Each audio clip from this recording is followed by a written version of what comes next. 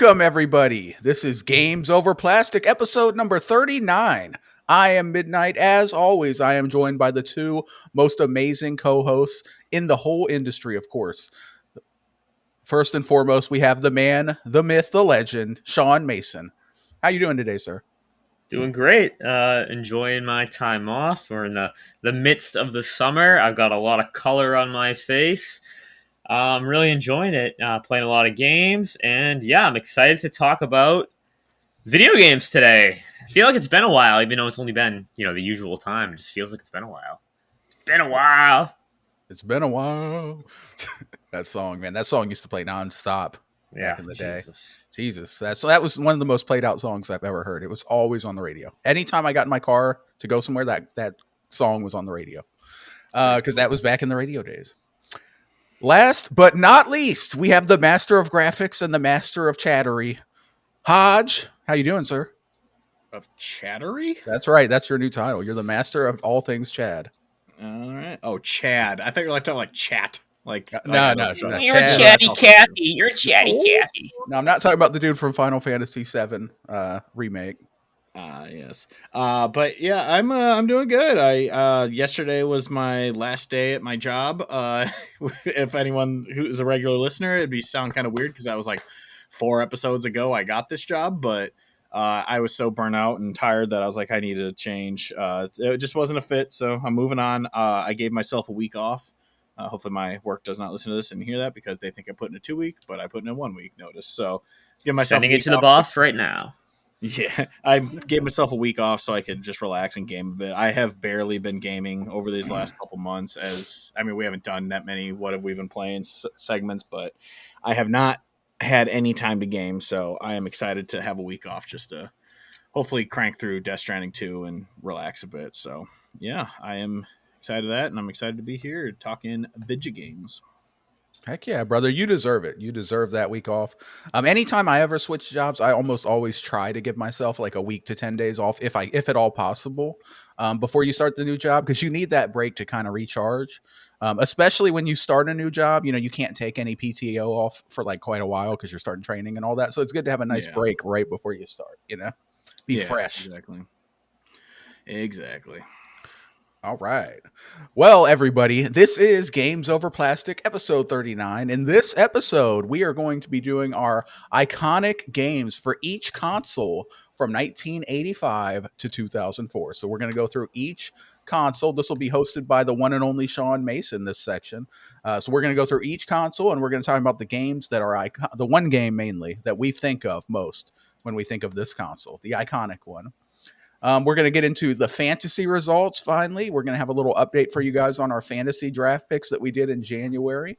We're going to have the squad results when we got together with obviously us 3 plus Lockmort and Ben, and that was a lot of fun. If you missed that episode, go back and watch that now, or listen to it now, and then come back and get the result, because that episode was so fun. Everything was going crazy in that episode. It was so chaotic. I loved it.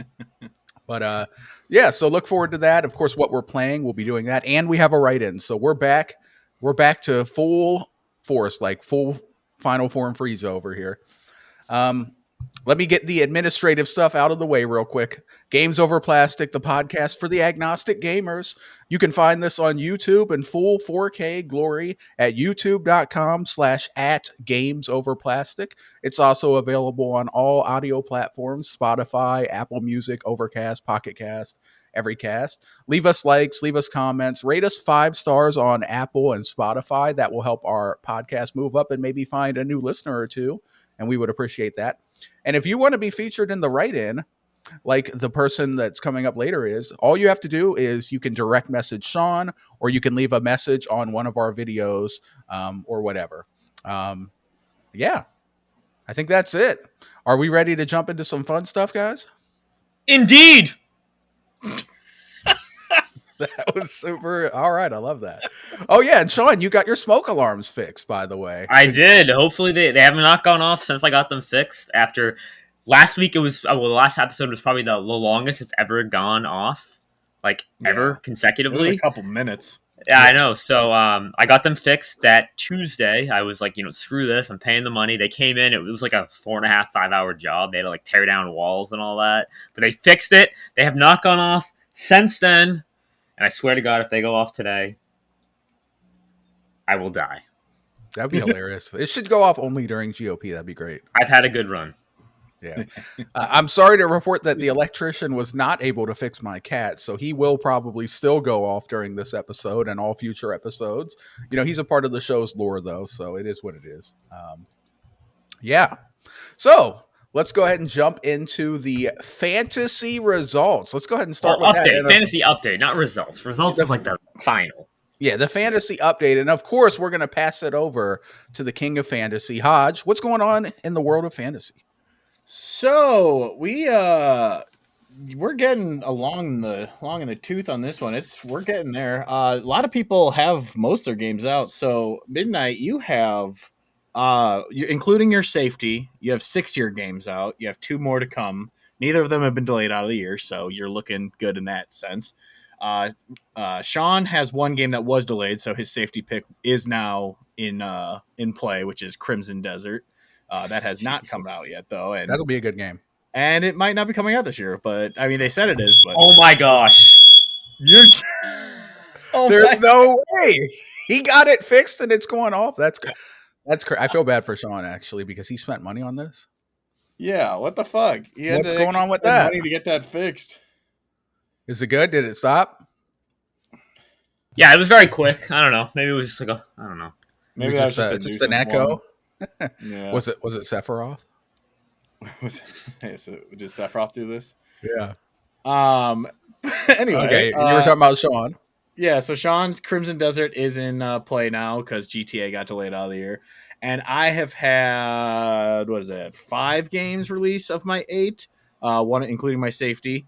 I'm guessing safety will come into play because I do not think Judas is coming out this year. I think that was a might not even come out next year. Apparently, that might be a 2027 game for all we know. But but as of right now, Midnight is sitting 3rd at 83.2 points. Sean at second at 85.7, and I am in first at 87.3. Midnight, your highest rated game is Mario Kart World. Good pick. That was a very out there pick because it hadn't been announced when you drafted it at 87 points. Sean is rocking a 91 with Split Fiction, and I have a 92 with Claire Obscure as my highest game. So yeah, looking at these results, I'm gonna need because I think Prime 4 is easily gonna be like a 90. I'm gonna need Dragon Quest 1 and 2 HD from Hodge there. I'm gonna need that to be people knock it for not having great quality of life updates. That's what I'm gonna need. And then I'm gonna need Silksong to get a 90. Hodge, do you have the graphic? Can you post it somewhere? You probably already did, and I just don't see it. Let me 1 second. I'm not gonna win. That spoiler alert: Midnight is not gonna win this, unfortunately. Yeah, because Trails in the Sky will probably be an 80 to an 82, and Ghost of Yote will probably be an 85. Yeah, it's not gonna happen. It's a shame. Dragon Quest 3 had an 85, so yeah, 1 and 2 will probably be similar to that. So sorry. Well, unless the Outer Worlds 2 could get a 100 with that new price. So did none of us had Donkey Kong, huh? It wasn't announced. Yeah. Well, neither was Mario Kart. I guess someone could have said a new Donkey Kong. Yeah, a new Donkey Kong platformer. Who the hell's going to say that as a draft pick? Yeah. Well, unless you get down to round 30 when you're desperate. I don't know, maybe a new Donkey Kong game? I'm going to take the new Ice Climbers game. Yeah, right. New Dig Dug. I'm pretty sure that I said the new Donkey Kong instead of Trails in the Sky. We'll have to go back and listen. Yeah, I'm just kidding. That definitely happened. Trails in the Sky will get a 95, and I'm going to come back. I hope. Yeah. Not really. I really don't care. I don't care. But yeah, so that is our fantasy so far. I am winning. It doesn't seem like I will lose, but anything can happen. So we'll see, I guess. But, all right. Yeah. Well, congratulations to Hodgepodge Studios, and unless I Love Tom Brady Productions comes back. Tom Brady. Could happen. Could happen. You never know. Silksong could be like a 98. Should be. Could be. I think Crimson Desert's going to be a great game, but I don't know if it'll come out this year though. Yeah, as I'm a little worried about that. I might get a 0. I might get a big 0. That's a game that I might play. All right. So that is the fantasy results. And of course, if you're watching the video version, this graphic will be on the screen, I'm sure. So you'll be able to see it, and it's great. Great job, Hodge.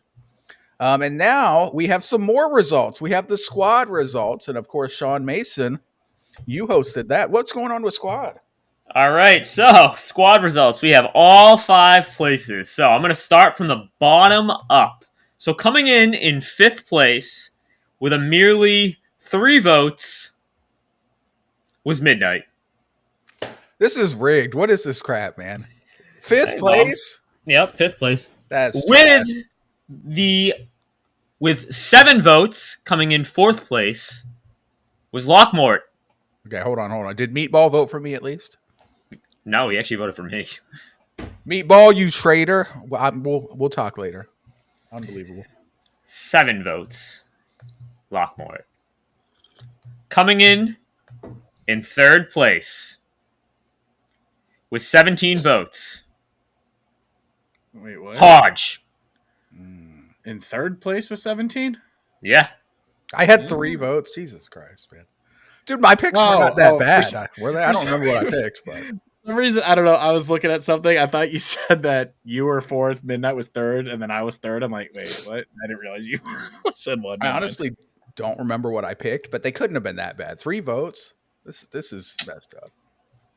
Coming in with 1 more vote than Hodge in 2nd place with 18 votes. Sean Mason. That's me. Oh. Sweet it out. And that means our winner with a grand total of 20 votes. The mayor. Was Ben Smith, our mayor. Wow. So congratulations Send to me over Ben. those results so I can make a graphic to put up on Twitter for everyone to see. All right, I will. Yep, so there we go.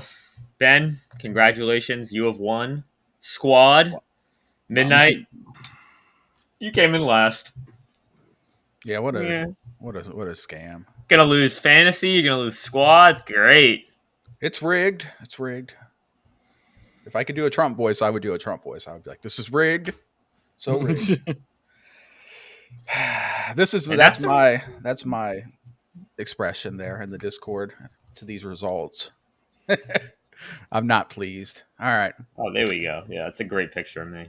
Yeah, it's a good one that's how I feel about getting 3 votes.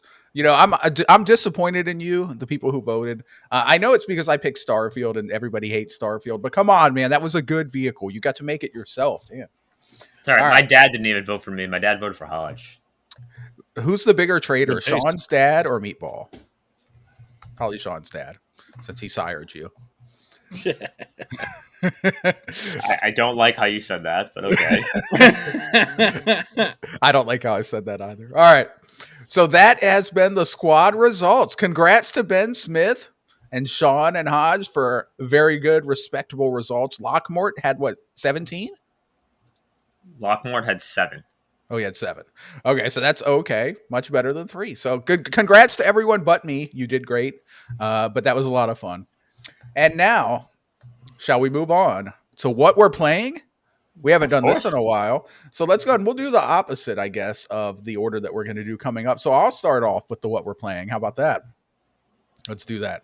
So I have been playing a trio of games. So first of all, when we last spoke, I mentioned that I was playing Death Stranding 2 from Kojima. And I did play that game and I beat the game. And boy, is it a great game. Hands tired. Or arms tired. Yeah, my arms, legs, back, everything hurts from carrying these damn packages. But yeah, Death Stranding 2 was an awesome game. This is my game of the year so far for 2025. It has dethroned Claire Obscure Expedition 33, which is now number 2, I think. Who knows? But yeah, Death Stranding 2 was awesome. This game was really good. Absolutely love it. Love it very much. I think this game wasn't as good as the first one, in my opinion. I think I enjoyed the first one a little bit better. Maybe the novelty of it, the fact that I was on my feet more often in the first game. And again, that's my choice. But they give you ready access to the awesome buggy like really early on. And man, I was driving all over in Death Stranding too with the awesome buggy, and how it grabs packages for you and it keeps them safe from the timefall. Like that's the way to go. Like why would you walk on your feet when you got the buggy? So I'm not going to get into any spoiler beats here or anything, but I'll say that I thought the story was pretty cool. As usual, I was confused at parts because it's Kojima, but at the end of the game, it all made sense for the most part. Pretty good. On Midnight Critic, I would say I would give this a 90 on Midnight Critic. It's a 9 out of 10, and it is my game of the year. So Death Stranding 2 has been beaten. Any thoughts, boys? Hodge, why don't you talk about it now since... Yeah, so I haven't really been playing it other than some multiplayer games here and there with friends when I've had time, but I haven't played anything else other than Death Stranding. It's definitely more of the same. So if you like the first one, you're gonna like the second one. If you don't like the first one, you're probably not gonna like the second one. But I'm about 16 hours in. I've been obviously super busy, haven't had time to get too far into it. But I'm loving the story. I like that there's more characters this time around rather than in the first one.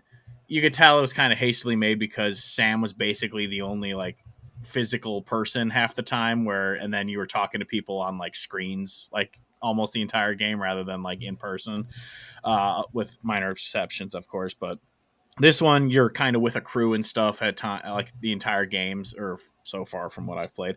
And the setting it's a beautiful game. It is gorgeous. Some cutscenes look straight up photorealistic. In game, it looks very good. Obviously, I'm playing on the PS Professional, so it looks gorgeous. But the gameplay is improved. Taking out bandits feels a little more challenging, even though I'm playing it on journalism mode because that's how I live my life now.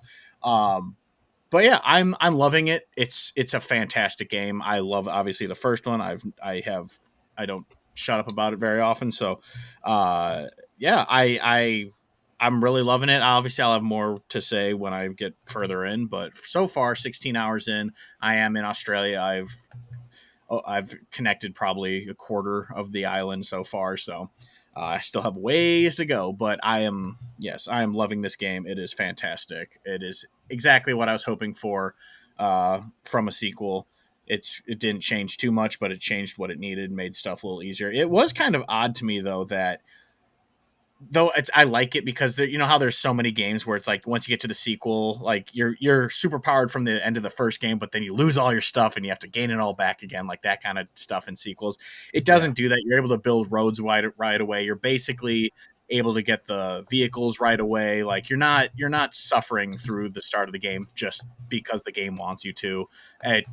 You get what you had at the end of the first game, and then you're able to add on to that for even more stuff throughout the game. And I think that's a great way to do a sequel in general, not just with Death Stranding. So, but yeah, I'm loving this game. So I'm excited to keep playing it now, especially that I'll have a little more free time with my new job. Hopefully I'll be able to actually crank through it and have my week off to maybe even beat it this next week. So yeah, it's fantastic. Yeah. Awesome, man. What chapter are you in? Do you know? 5 or 6. I can't remember. Somewhere around there. Yeah, Nice. I've fought the Metal Gear Solid looking dude once already, and yeah, I love it. It's awesome. It's great. I've been introduced to Rainey tomorrow, all those characters, so I have everyone in my party, I believe, unless there's other people who get added eventually. But yeah, I have Rainey and tomorrow on my ship, and I have fought Metal Gear Man once. Raindrops keep falling on my head. Yeah. And the soundtrack in this game is just as great as the first game's soundtrack. I love listening. I didn't do it in the first game, but I've been doing it in this one where while I'm delivering, I actually throw on the music player. I didn't do it on the first one. I would either just listen to the game itself or I throw on my own podcast. But I've been doing the music player this time, and there's just so much good music. It's such a vibe. I love it. Yeah, the combat in this game is way better than the first one. It's a lot more fun. It's a lot more satisfying. You have more weapons. The weapons feel like they have more impact. It feels more actiony. You feel more powerful. It's awesome. Except for I still don't really enjoy fighting the BTs. I think fighting the BTs sucks. Like you either have to like sneak up on them and cut their umbilical cord, or you're just basically like throwing blood grenades at them, and it's just not very compelling gameplay. But fighting all the other enemies is awesome. The world is awesome. The music is awesome. The graphics and characters, and it's just fun being just traveling and delivering these packages. There's just something relaxing and therapeutic about it. And I love it, man. Shout out to Kojima. If he wanted to make a Death Stranding 3, I would be down. Yeah, I would play it. Do we want a Death Stranding 3, or do we want him to do something new? I don't know. Depends how it ends. I didn't think we needed Death Stranding 2, so yeah. We'll see. Well, I'm not going to spoil how it ends. You'll find out. But don't. All right. So are you satisfied then with Death Stranding 2? Yeah. Okay. I'm excited that you're going to have a week now to get some gaming in. That's good. Yeah. All right. Me too. Next up for me, I am playing the Suikoden 1 and 2 HD remakes or remasters or whatever. And I have now beaten both of them, Sean. I've now beaten both Suikoden 1, and last night I beat Suikoden 2. So that's cool. I've now beaten both of these games. Now, these are like remasters, I guess, of these really old JRPGs that obviously I had never played before. Sean recommended these to me, and I would say that they were pretty good. If I was going to score these on Midnight Critic, I would probably say around an 80, maybe an 81 to 82 at the high end. I thought these were pretty good, pretty decent stories in both of them. I like the characters. Although there's 108 characters, I think, in each game. So because of that, the characters are pretty watered down. A lot of them don't have much of a story. You get like a little blurb here and there, but for the most part, that's about it, except for the core people that are in like every scene. Or a lot of scenes, they're more fleshed out. But it was good. I mean, I enjoyed the combat. The turn-based combat was pretty fun. You get 6 people in your party, and you can mix and match because there's 108, so there's a lot of different options. You get these little runes that you can put on to add abilities and stuff.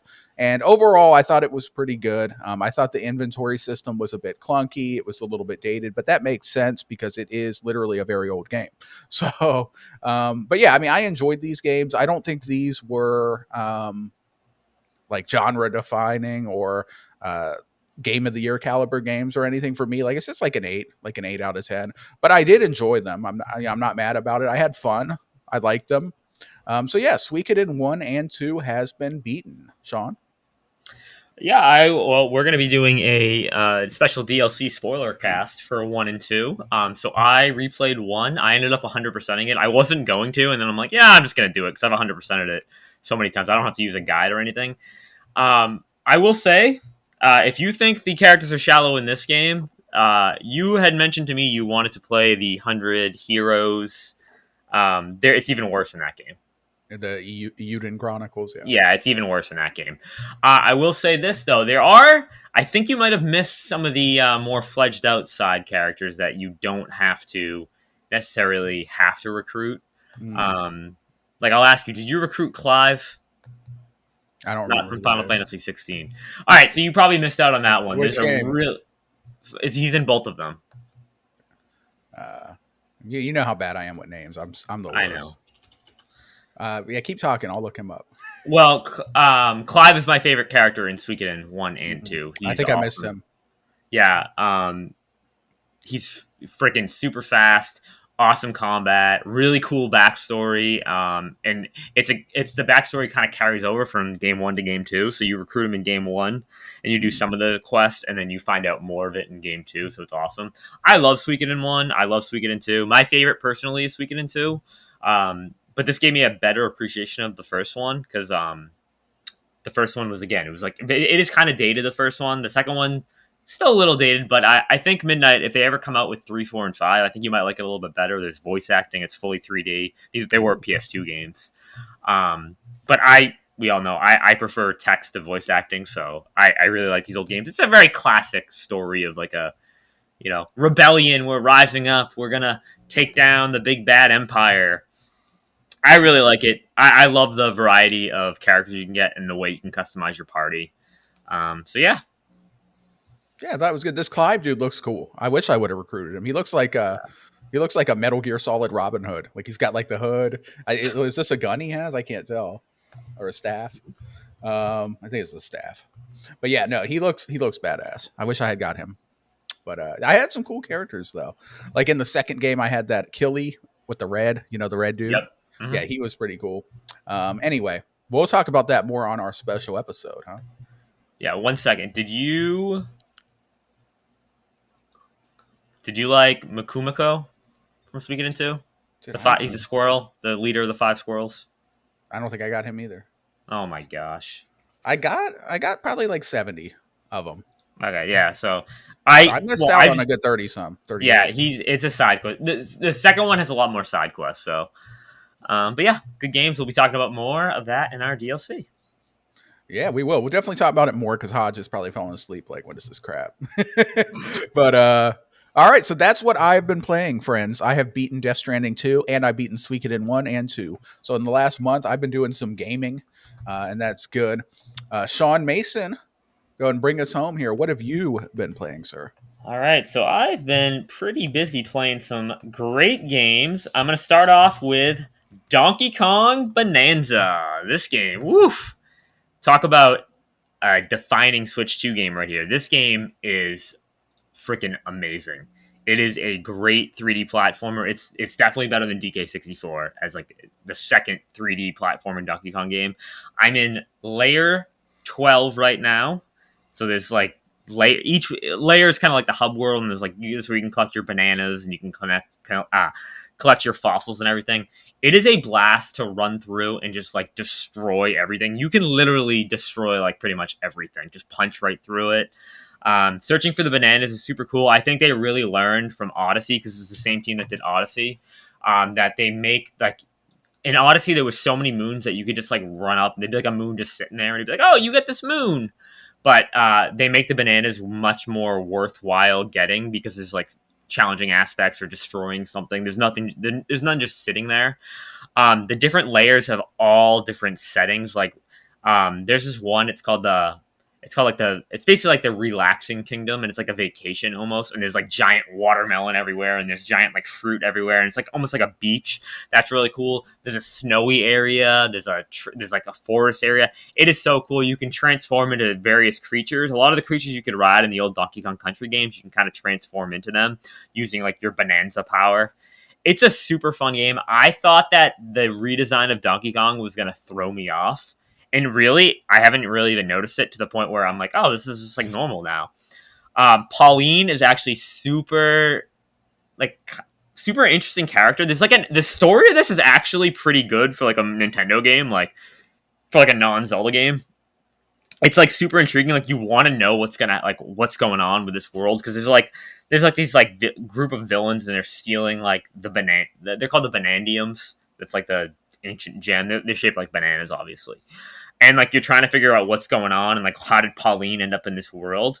I really like it. The variety of variety of like characters in each layer. They're all different types of people. They fit with the theme of the world. You have different costumes. I'm really enjoying it. I'm 100%ing each layer before I move on. So like I'm like really going through it. I've not looked up one thing. I've been just trying to find things on my own. It's super fun. There's an upgrade system where you can upgrade your health. You can upgrade like your sonar ability, your different animal abilities. It's a blast. Hodge, you're gonna freaking love this game. Yeah, I'm looking forward to it. You are gonna. I mean, I don't think you're gonna like it. But Hodge, you're gonna freaking love it. Why wouldn't I don't think you like it? Because the story is. It's a good story for a Nintendo game, but it's not like I know you like your story based games, and it's not like you didn't even play Astrobot, and if you didn't play Astrobot, I don't think you'd like this. Okay. I thought Bonanza looks really fun and cool. Oh, it is. It's a blast to play, and this definitely is like could only run on Switch 2. If this was on Switch 1, the Switch 1 would explode. It would explode. Yeah, didn't they say they delayed it for that reason? Because it was supposed to be Switch. Yeah, there's no way this could run on a Switch. Yeah. It's gorgeous. The music is phenomenal. You can collect records, and like you have like little outposts where you can like chill and relax, and you have a music player. You can listen to all the different songs. There's like over 900 songs in the game. Yeah, It's super I don't fun. do that. I'm like really enjoying it. It's a blast. All right. Yeah. Before you get into your next game, I have a question for you. Who the Yep. hell in Discord? Who is this? Is this not the chick from Trails in the Sky first chapter? This Suikoden character looks exactly like the Trails in the Sky Hang on character 1 second. 1 second. in the Discord I just put in there. Which the No, she's not from listeners, Trails. She's does not. she not look like the girl from No. Trails in the Sky? There's. Oh, okay. Kind of. Yes. I'm like, what is this, Wait. a collab? Like, She looks exactly like that person. yeah, she looks Not almost exactly. exactly. No. Yeah, I was on the Look Suikoden at the, wiki and the I saw her. picture. Well, look at the picture of the draft I just posted. She looks exactly like that girl, except Yeah, her hair's a Sean, little darker. explain yourself. You didn't do anything. It's like the same girl. She does. She's not Estelle. Estelle is from. No, she's not Estelle. Who is this character? Do you know? For the Uh, listeners, so they can from- actually look at this up and know what we're talking about. I have no idea who that is. I couldn't tell you. Unfortunately, I don't either because there's no name. It's just a picture. Yeah. Well, it's not Estelle. All right. Estelle Bright is a phenomenal Trails character, and you will find out when you play the remake. I'm excited to find out. You said I'm not going to like it. I hope you're wrong. I don't think you'll like it, but I hope I'm wrong. All right. All right. I'm sorry I interrupted you, sir. Please continue with what you're playing. All right, and next up, I am playing on my PlayStation. First time I turned on my PlayStation in almost over 2 months because of the Switch 2. It's like, Nice. whoa, that's crazy. I was in the mood for a little Souls-like game, so I decided to get Chang Fallen Feathers. Let me tell you, this game is freaking awesome. Ooh. It is a classic Souls game that is very punishing and very much like, you're dead? All right, go back to your campfire. It is so much more punishing than I would say any Souls game I've played so far. And I've played Dark Souls 1 through 3 and Demon Souls and Bloodborne. The combat is super fun. Graphics are insane. The game looks gorgeous to look at. The thing I will say this, it made my base PS5 run like it was getting super hot and it was like screaming because it just looks so good in the game. The game is just, there's so much going on the screens. The combat is. Say it again. Sorry. You don't have a pro, Sean? No, I don't. You should get a pro. It's awesome. All right. Sorry. The combat is great. I'm really enjoying it. So far I've only played 4 or 5 hours of it, but it's super fun so far. This is definitely a game that is difficult. Like I said, it's probably the hardest Souls game I've played so far, and I've heard that from other people, but I'm going to continue at it. Some of the boss design in this game is insane. Like, the way that they look way more distinct than Souls bosses. That's one thing I will criticize a lot of Souls bosses. They look a lot of them look samey across the genre. So far, the bosses look super interesting. I'm really excited to see what keeps going on in this game. But I do want to shout out to Titan in Locke's Discord.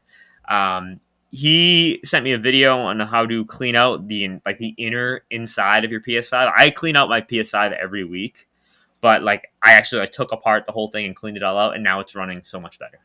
Wow. So shout out to Titan. I'm gonna get a Pro for GTA 6. The Pro's awesome. I like the Pro. I don't know if I'm gonna get a Pro for. I don't know if you really need one, but it's cool though.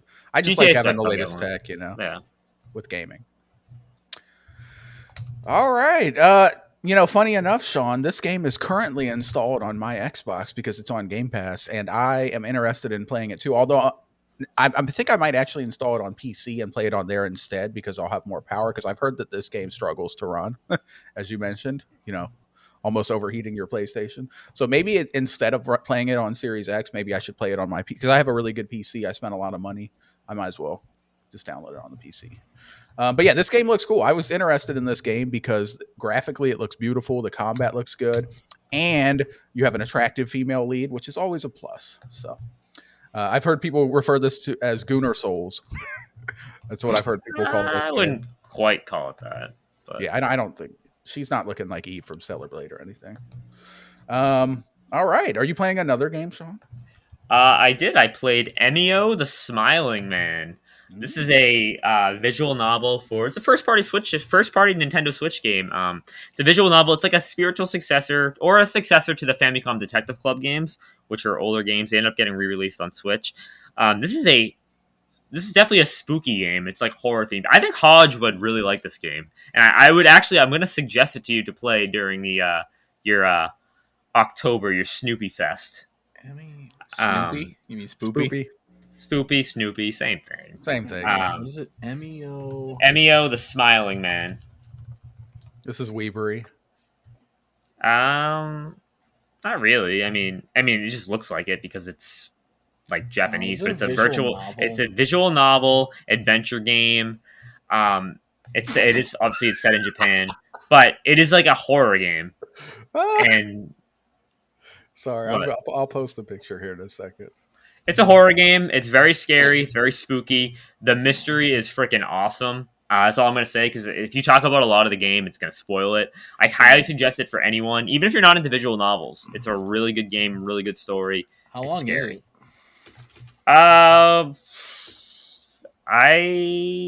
Maybe like 20 hours, not even 15, 20 hours. Possibly. This is what I was laughing at. I put it in the Discord. Yep, it's Weebery. Okay. This little picture, it's like we're teenage girls. You know, every JRPG is teenagers. All of them. Well, it's not a JRPG, so. I know. I'm sorry. I'll shut up. It's a visual novel and it's horror adjacent, huh? Yep. It's awesome. Okay. You're a detective. You're a detective. You're trying to discover the like what's going on. It's like a mystery. It's fun. Okay. Yeah, I mean, I'm not big into visual novels, but it looks like the type of story. Like, as someone who's a huge fan of Junji Ito, it looks like something that I would like for that reason. I think you would. I would highly suggest you play it. I will definitely keep it on the radar. All right. That is what I've been playing. If anyone, listen, I know these two haven't played it, but if anyone has played Emio and they want to do a DLC with me, let me know, because I would love to do a DLC on this game, because it's really one of those games you want to go in not knowing anything really. Nice.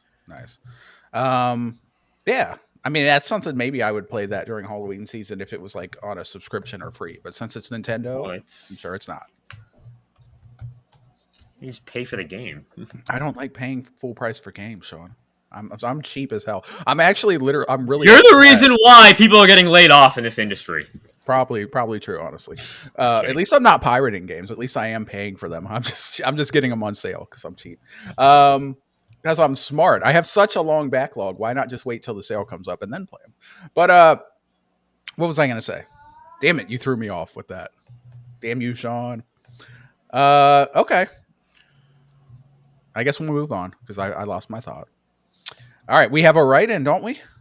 Yes, we do. All right, Sean, you want to read our write-in? Yeah, I'll take it away. This is from William Yanis. I have no idea who this is. He randomly DM'd me on Twitter and said he found the show. So he said, "Hey guys, new listener. Been going back and listening to the older episodes in order to catch up. Really enjoying myself. But I do have a question for all of you. For you all. Sean, why do you have to bring up your hate for Skyrim all the time? Hodge, why don't you ever talk about Spyro 3? Midnight, why don't you just admit you're a weeb?" That's all he said. Right. So I'll take it off first, because Skyrim's horrible. It's aged like milk. That's why. That's a lie. It hasn't aged like milk? No, it hasn't. It hasn't aged the best ever, but it's still a great game. It's still fun to play. You just have to be in the right mindset, and you have to not have a bunch of bugs like Hodge had a bunch of bugs. You know, there's a lot of fraudery going on. I'm going to call this out, by the way, because I went back and I listened to episode 3 where we had Lockmort on, and episode 4. And Hodge, I have to call you out a little bit because when I was listening to you talk about Skyrim on episode 3 and 4 of Games Over Plastic, you can go back and listen to it. You were very positive and very up about it. You were talking about how it was fun. You were having a great time. You said you were definitely going to stick with it. You said you were going to beat the main story. You said you weren't going to 100% the game, but you were going to at least beat the main story and do a little bit of side stuff. And then randomly you just dropped it and you're like, oh, it sucks. So I don't know. I don't understand like how it completely changed like that. But initially, if you go back and listen, you were actually positive and you were like, oh, this is pretty cool. You were talking about you were rocking around with like a two-handed axe or something. You said it was cool. Just being nice. You said it was cool how at the start of the game, you get to choose which guard you go with, and that like minorly alters like who you start your quest with and stuff in the first town. And yeah, I don't know. Like you seemed to like you were kind of into it, and now it sucks. And then and then it got lamer and lamer and more boring, and I fell I off. just don't think you gave it a chance. I think you were too busy and moved on. I have a question for you, Midnight. Have you ever 100%ed it? Skyrim? Yeah. No. All right, now end of the question right there. All right, moving on. Hodge, Well, what are you talking about Spyro 3? Actually, yes. I did 100% the main game. I want the receipts. Because I did do every single quest in that in the main game, but I didn't do the DLCs. There's one DLC that I didn't even play. I did play the Vampire DLC, but I think they came out with one after it, and I didn't play it. So Vampire DLC. yeah, it was pretty cool actually. Yeah, it's a vampire. If they ever did a ground up remake of it, I probably would like it. But it's just so old and it's so dated. It's really hard to play now. Compared to other games like that. This is coming from the guy who's like, just go back and play the original Sky trilogy. You don't have to wait. Yeah, because it's like a 16-bit game. Those games age like fine wine. Nah, Skyrim's awesome. Stand down. All right. So that's all you have to say. The reason why you hate Skyrim is because it sucks? Well, it's aged. I told you. I said it's aged terribly. It's aged like milk. It's horrible to play now. And I don't have the nostalgia goggles blocking me from understanding that. Fair enough. I don't agree, but I respect your opinion. You said in other episodes that, it is a little clunky to play still in today's society. The combat's not the best. Yeah, it's super clunky. Awesome. Well, the point of an Elder Scrolls game is not the combat. It never has been. But I don't even think the writing's that good compared to like the Outer Worlds or Fallout New Vegas or Fallout 4, Fallout 3. The writing is so much better. All right. Fair enough. We'll move on. I don't want to argue about it. Differences of opinions with games is fair, and there's no way I'm going to convince you otherwise. So, Hodge, why don't you talk about Spyro 3? Because it's the worst of the trilogy. I like it. It's a fun game. I don't like playing as the penguin or the kangaroo or hunter. You don't like playing as Sheila? No, I don't like any of those missions. Yeah. I do. The one that always sticks out to me is the, even though it's like the main one that they show at the start of the game stuff, is when you go to the that like Chinese New Year ninja level. I love that. Oh yeah, stuff. But it's a good game. It's my least favorite of the trilogy. It's Ripto's Rage is like a perfect game. The first one is good, but it was a first attempt, so it's a little lackluster in the fact it doesn't have too many like features. It's just kind of it's a first attempt at a Spyro game, and it's good, but Ripto's Rage perfected it. And then the third one, they tried adding too much to it, and then it suffered a little bit for that. But I do love the game. I love that entire trilogy. It's just the weakest of the three. And I'm not huge on Hunter and all the side characters and stuff. Those missions are like the Sparks missions. I was actually debating doing that for the mini games when we did Squad, when you play as Sparks. But yeah, I just don't like it as much as the other two games. It's my least favorite of the three, and that's why I don't talk about it that much. But I definitely don't hate it. It's just my least favorite of the trilogy. That's definitely like the popular opinion that Spyro 3 is the worst of the original trilogy. And I've actually learned that game was like in development like hell during like that. Like they had to turn around that game like really quickly. And that's why if you go back to it, there's so many bugs compared to the other two games, like a ton of them. Oh, I didn't know that. Yeah. But I agree with you. I think it's the weakest of the three. Yeah. Yep. Okay. That's what I think. All right. Anything else on there? Yeah, Sean? Why you're a weeb. All right. So his question is, first of all, I want to say shout out to this guy, William Alanis. I love Giannis, double L, Giannis. Sorry. I love the fact that you're a new listener. Thank you very much for your support. And this is a really good question, honestly. Why don't you just admit you're a weeb? Okay. So let's talk about this. Am I a weeb?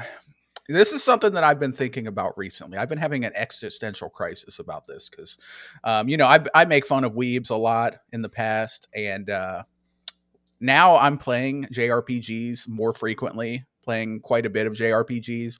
And I'm actually enjoying many of these JRPGs. And I'm wanting to play more of them. Like I'm actually excited about playing several JRPGs that I have coming up in my backlog and stuff. So I've been wondering, like, am I a weeb?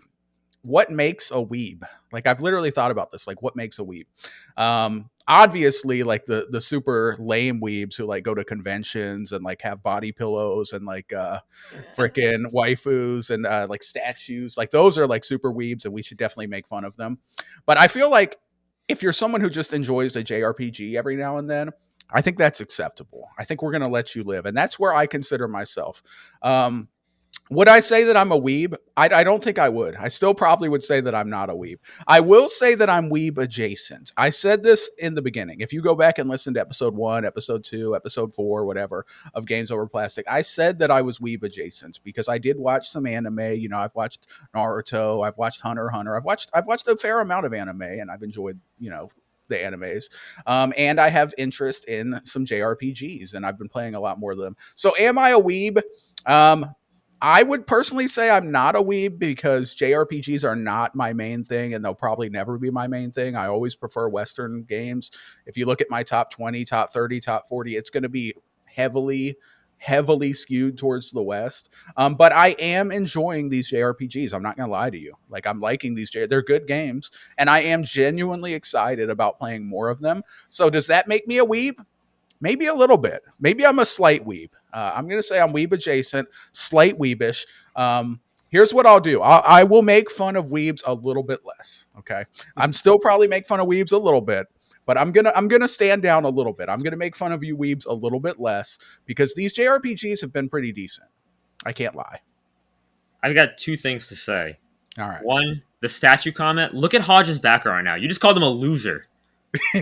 But those are cool statues. I like Hodge. Oh, yeah. And second, you call people with statues lame? You have a freaking Bucky's mascot in your background right now. A giant stuffed animal designed for little kids. Hodge. All right. Sorry.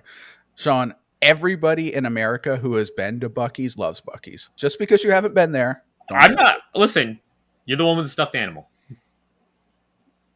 Yeah. I have no problem with it. I'm just saying, I think it's a little hypocritical to call people out on statues when you got a Bucky's stuffed animal in your background. The only statues I will say are unacceptable to have are the ones that are like the weeb women with the giant tits doing the Asiago face or whatever the fuck it's called. The Gunnar ones, yeah. Yeah, if you have those, or like there's the one Tifa statue that came out where she's literally like bent over the Buster Sword, like presenting herself basically. That shit, you should be fired into the sun if you have those fucking statues.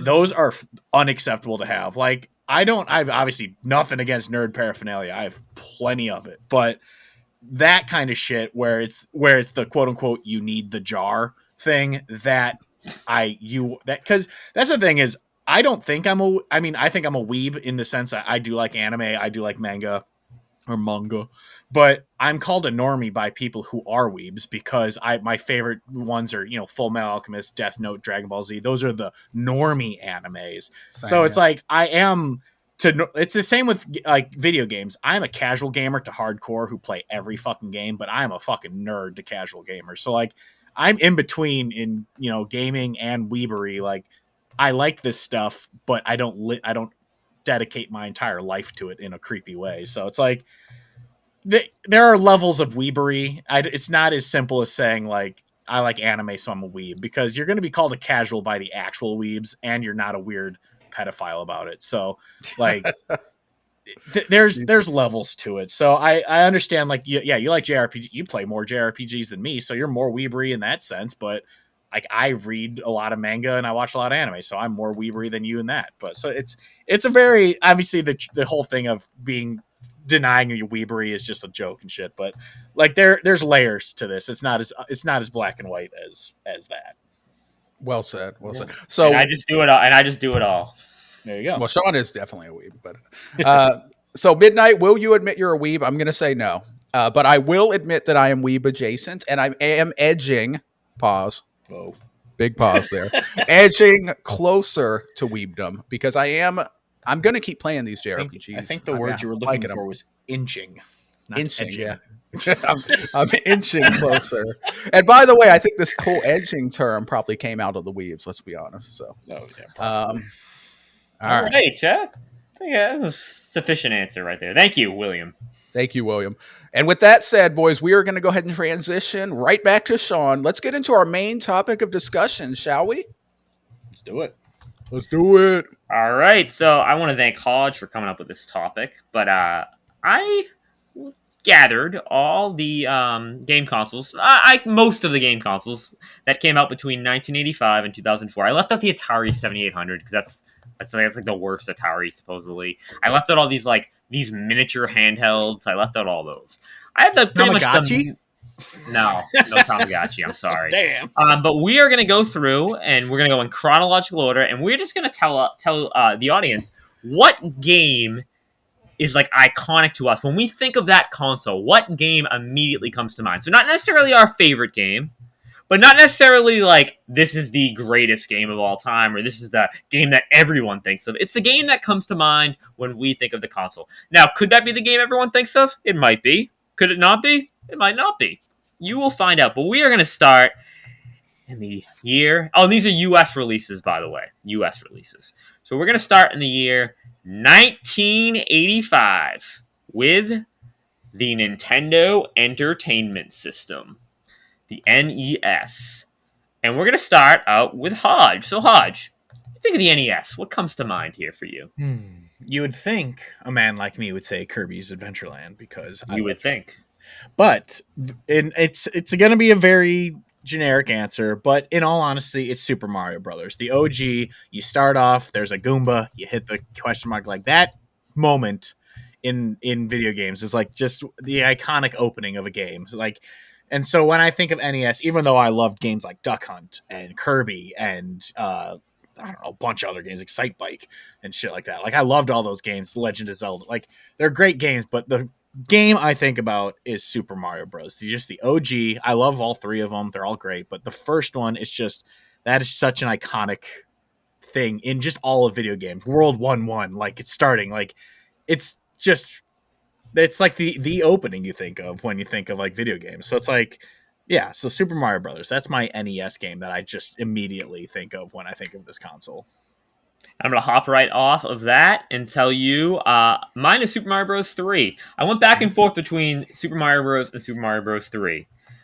This is a really difficult choice for me, but when I think of it, I think of Mario Bros. 3. That might be because of my age. I did play Mario Bros. 3 first. That was a game that, growing up, obviously I was born in 96, but growing up, we played the NES, and that was the game that was probably played the most in the house just because I would play it, my sister would play it. It's my dad's favorite game of all time. Well, one of his favorite games of all time.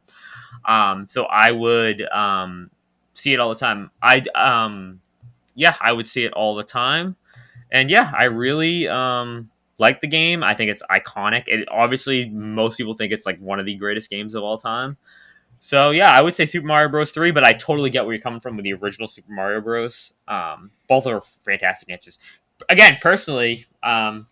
So there we go. There we go. All right, I'm up next. Hang on 1 second. 1 second. I don't think we need to write everyone's name down because we have the order, guys. Oh, that's fair. Yeah, we already know the order.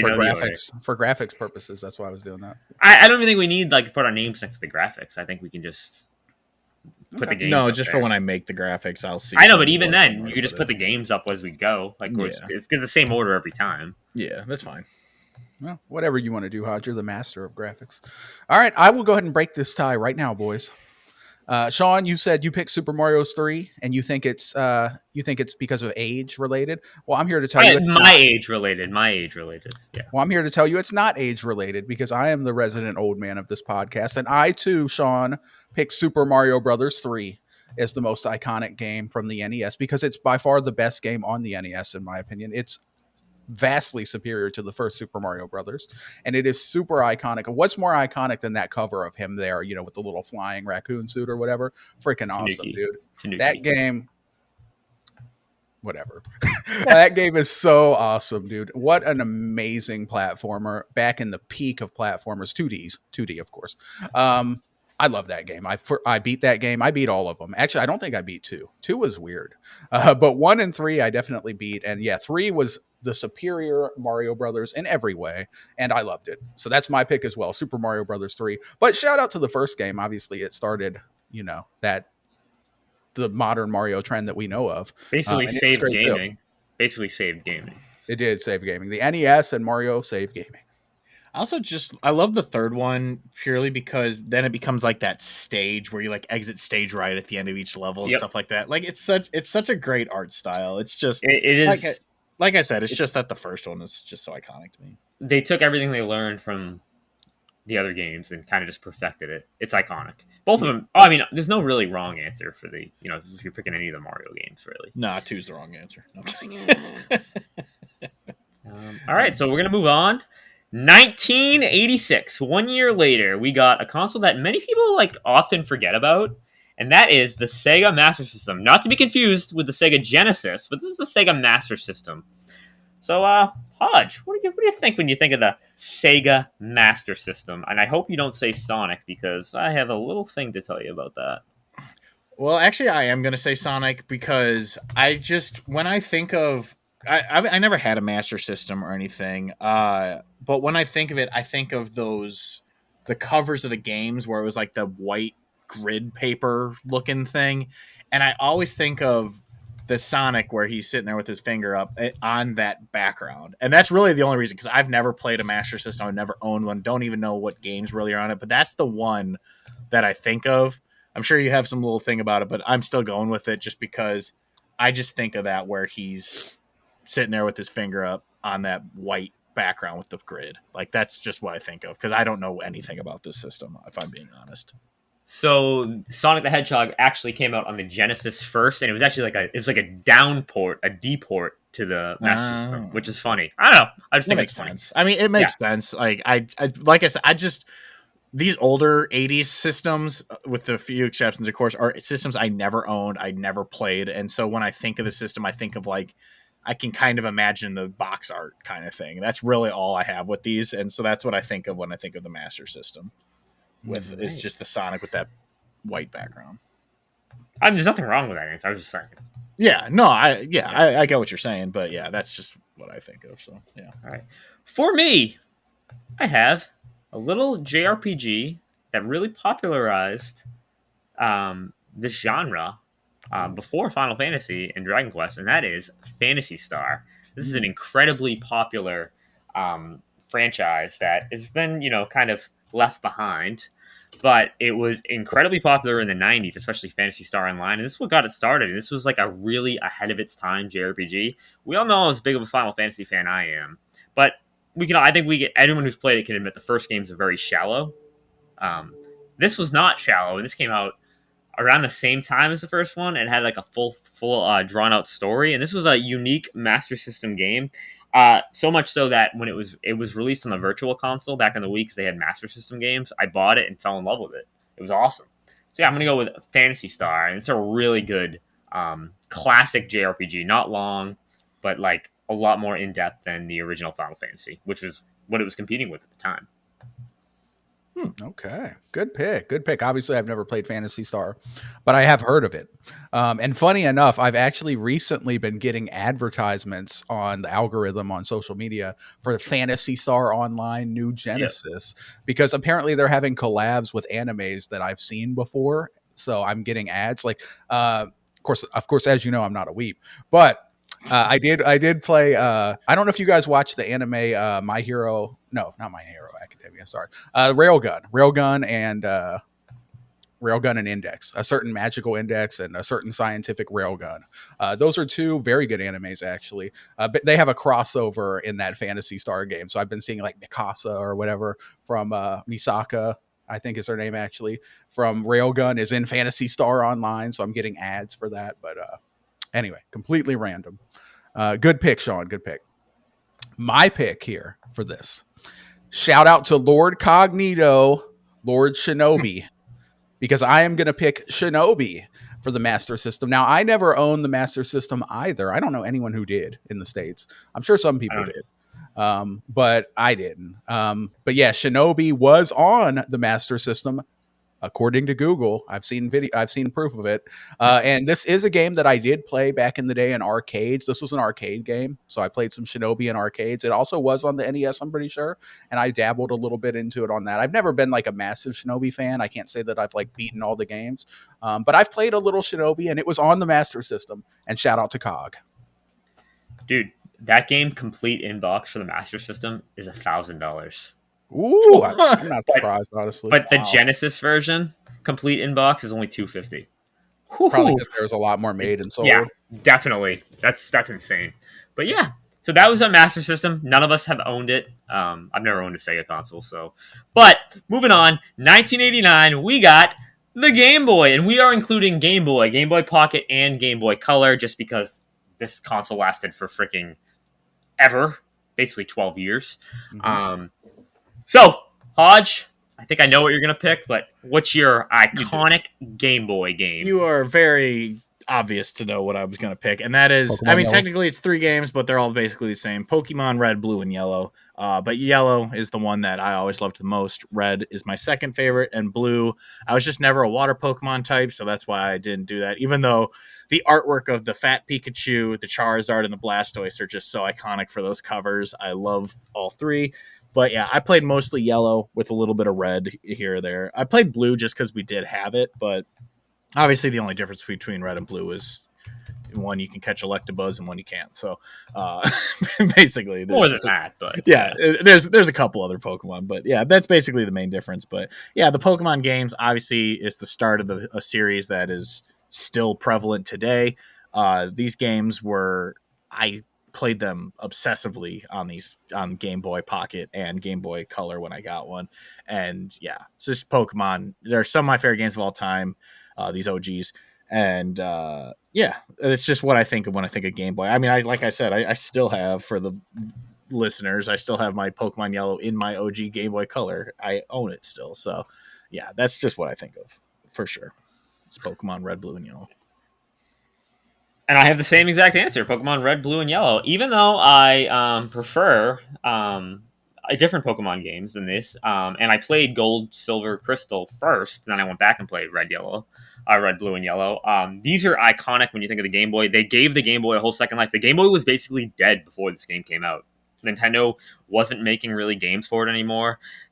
They were like, we don't know what we're gonna do with this. They almost ditched the handheld market because they just didn't know how to advance it beyond the Game Boy, and it was basically just filled with like third party trash. And then they released Pokemon and just took off, and that's when it got its like whole second life. And that's how like the Game Boy Color came into existence. Like, we need to make a Game Boy Color game with color, and they didn't even think Pokemon was going to be a big hit. They really didn't, and then it just took off out of nowhere. So it's definitely for me Pokemon, just because it basically provided an extra, like 5-6 years to the console's life cycle, which is insane to think about. If you had to choose which one of the three, though, If I had to choose which one of the three, probably Yellow. Yellow. Yeah. I never like Yellow was. This is the only mainline game I didn't like. I had Pokemon Yellow, but like my sister had Red, but I never had Blue. After that, like every time a Pokemon game would come out, she'd get one version, I'd get the other version, and then we'd pretty much always end up getting the third version, like both of us would. But this is the only one where I didn't have like Pokemon Blue or Pokemon Red, so I'd probably say Yellow. I would also say Yellow. That Pikachu is adorable and iconic as hell. And the sprite work in Pokemon Yellow, I think, is better than in Red and Blue. Yeah, well, it added color, which made it nicer too. Well, even without the color, I think just the sprite work is better. Like, they changed a lot of like what the Pokemon look like. All right, Midnight, you're up. You want to know how sheltered I am? I didn't even know that Pokemon existed. I'd never even heard of it until the first movie came out in theaters. Because a friend of mine was like, "Oh, we go see this Pokemon movie," and I'm like, "What the hell is Pokemon?" And we went and saw the movie, and it was decent. I had no idea what the hell was going on. I didn't know what any of these characters or monsters were, but I still enjoyed the movie. Yeah. So my very first thought when I thought of the Game Boy was Pokemon Red, Blue, and Yellow because of Hodge, but that's not what I picked. Because the most iconic game for the Game Boy is by far Tetris. Yep. Tetris is one of the most iconic video games of all time. I think it's probably the number one selling game of all time. Everybody knows Tetris. Everyone loves Tetris. Well, most people. And Tetris is awesome. I'm not the best at it. I'm not that good at it, but I have played quite a bit. It's amazing when you see people who are really good at Tetris playing. Like, it's just mesmerizing to watch how they just like... Dude, it's crazy. Like, some of these people are like robots. But yeah, shout out to Tetris, the most iconic video game of all time. I almost went Pokemon Yellow for you, Hodge, but I was like, man, Tetris was on the Game Boy. You got to pick Tetris. Yeah, it was a launch game, and it really sold the console. Yeah, and it was awesome. All right. Yeah, it is. It is Moving described on. as like the only perfect video game. Yeah, it's really good. All right, moving on. Same year, we got our first 16-bit console, the Sega Genesis, which even though it was released in '89, it kind of got re-released in '91 when Sonic came out. Mhm. It kind of was failing before that. So, Hodge, '89, Sega Genesis. What do you got, bud? So this is probably a game that neither of you have ever even heard of, but this is the game I think of. It's when I think of Sega Genesis. It is not Sonic the Hedgehog, even though that is the obvious pick. Which I don't know if not to shit on it if either of you picked it, but mine is actually X-Men 2 Clone Wars. Oh. This game I remember just because it's one of those side-scrolling beat 'em up X-Men games, which is just awesome. I love those games. But the second one, it was iconic in a sense that when you started the game, there was no menu or anything. It just dropped you into the game, like as you turn it on, and the character was random every time. You could be Wolverine, Nightcrawler, Gambit, some other beast, and others, but me and my brother, we both had the characters we wanted to play as. So we would just keep hitting reset until it was the characters that we wanted to play as, because there was no menu or anything. It just, you turned it on and you dropped into the first level. So we would just sit there hitting reset every time, just seeing who would drop in until we finally got the characters we wanted to play as. And so I just remember hours and hours and hours and hours playing this with my brothers. And I just love this game. X-Men 2 Clone Wars. Cool. Yeah. I love that. Honorable mention, the Jurassic Park game. I love that game as well on Sega Genesis. That game was awesome. You could play as Alan Grant or a Velociraptor. It was awesome. So you owned a Genesis or no, Hodge? Yeah. Genesis was the first console we actually ever had. We got the NES down the road. So the Genesis was my first console. Nice. Yeah, I had one too. It was a great console. Yeah. I remember I convinced my dad to let me get the Sega Genesis because I told him it played CDs because I thought it did. Oh. It looked like it did, like it's got the circle Yeah, thing, it's got like the in little the middle. oval kind of on the top, and yeah. the Sega CD was a thing, but I didn't realize it was a separate attachment. I'm like, oh, it plays CDs, Dad. Let's get this. And it totally didn't play CDs unless you had the attachment. So yeah. Sean. All right. For me, I was went with Sonic the Hedgehog. I never owned a Genesis. I actually never even played it. Never held a controller. But like I said earlier, Sonic the Hedgehog revived the console. It was basically dead. They basically marketed it as a re-release, almost like a new release console with Sonic, and it kind of saved Sega until a decade later when they kind of went under. But they're probably the most prolific they've been now, being a third party and everything they've done. But during their main console, it saved them. It gave them life. So yeah, I went with Sonic the Hedgehog, even though I hate Sonic, but I can't say he's iconic. Yeah, especially now. Midnight, would you go with Midnight? Let me guess. Can I guess? Yeah, you guess. Mortal Kombat. No, but that would have been a great pick. Actually, I didn't really think of that. I'm going to stick with my guns though. I'm with you, Sean. Shout out to RK128, friend of the show, Lord Sonic. I also picked Sonic the Hedgehog. It's iconic as hell. I really enjoyed this first game too. It was a lot of fun playing as the Blue Blur, zipping through those tracks, getting all the rings, fighting Dr. Robotnik and stuff. I still kind of remember the song like dun, dun, dun, dun, dun, dun, dun, dun. Yeah, Green That's one thing I will say about that. That's one thing I'll say about Sonic. The music in every Sonic game slaps. So good. Yeah. So good. I actually I don't think I've seen the movies. Pretty sure I haven't seen any of the movies. Should I see the movies? Are they good? First one's good. Second one's all right. Third one's between the two, but the first one's the best one, I think. Okay, I might have to check those out. Yeah, shout out to Sonic. That was my pick. My another honorable mention actually I wasn't gonna pick Sonic. I was gonna pick Sonic the Hedgehog 3. I love that one. I just remember the opening. You have Tails flying in on his airplane, and Sonic's riding on it, and he jumps off. And so he falls off screen, and then he comes back as Super Sonic, which is the golden one flying over the ocean. And then you get onto the island, Knuckles knocks you over, and you drop all the gems, and then Knuckles runs away with the gems, and that's how the game starts. And I just remember that opening like so well. So Sonic the Hedgehog 3 was my favorite of the Sonic games on Genesis. But yeah, obviously the first one, that is iconic of, Green Hill Zone right at the start. And yeah, it's a great game. Great choice, though. I love how like if you didn't play for a while, he would start to get kind of mad and like start shaking his foot. Yeah, and he would stuff, tap look his at foot you. and he'd check his watch and he's just like looking at you. It was Yeah, that was pretty great. fun. Yeah. Yeah. All right. Next up, we have in 1990, a year later, the TurboGrafx 16. Now, Hodge, you ever played this? No. Really? No. Never even seen this console before. I had to look it up just to see what it looked like. But the one game I do know that was on it, which is the game I'm going to go with, is Galaga. Just because I know that name. That's literally the only reason I know the name Galaga. And I know it's a spaceship shooter, 8-bit basically. I don't know if it's 8 or 16-bit, but yeah, that's the only game I can ever think of when I think of this console, is because I know it was Galaga for the Neo, or the Neo, or the TurboGrafx, not Neo Geo. Yeah, so that's all I think of is Galaga. So I have nothing else to add. I just know of that game, and that's what I'm going with. So, what I will say about the TurboGrafx 16 is that in 1990, this launched for $700 in 1990. Oh my god, What? that's like $1 million today. I know, it's insane. Wow. I have played it once at a PAX. I played it, and the game that I always think of, I've known about this game for a while, is Bonk's Adventure. This is like their version of Sonic, or their version of Mario. That's like a 2D platformer. It's actually got sequels, and people actually, this is like considered one of the best games for the console.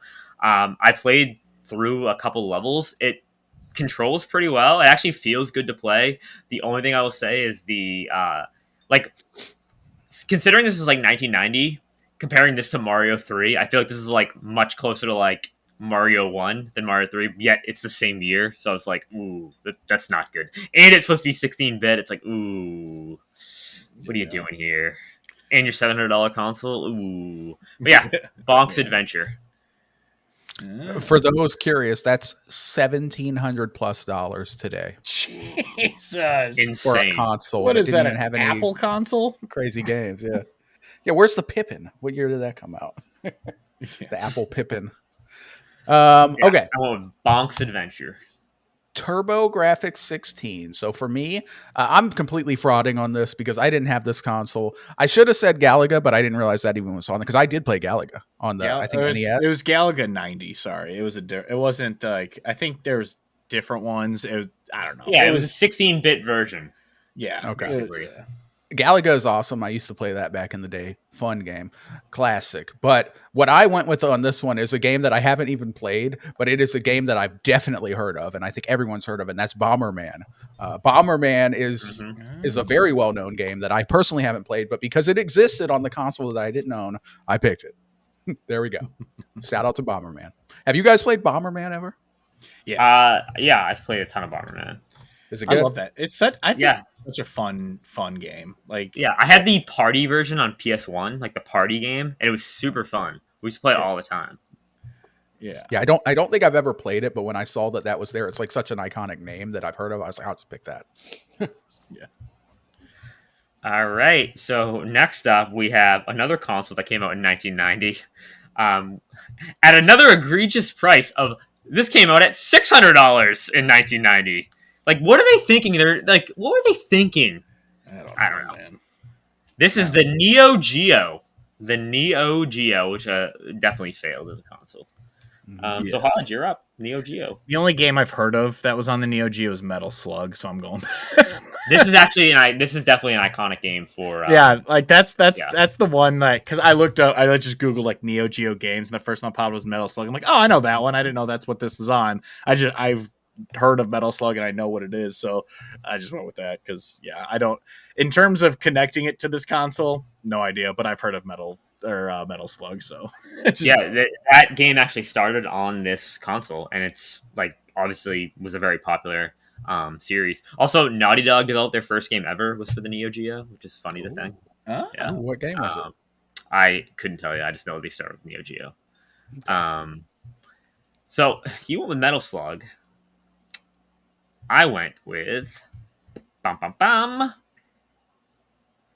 Road Rage. And this is an iconic game in the fact that it started that whole like drive a car and just drive through things and destroy things and like run away from police and break the law. Kind of like a very GTA light kind of game. That's why I went with it. I've never played it, but I was reading about it, and it's supposed to be like one of the best games on 3DO. I mean, Neo Geo. Wow. See, look at these consoles all blended together. They do. The later years is going to be so much easier for us. Yeah. Yeah. After this, I'd say it probably gets a little. After like 93, it kind of gets a little easier. Yeah. All right. Midnight. All right. So this is unsurprisingly another console that I also didn't own, because who would?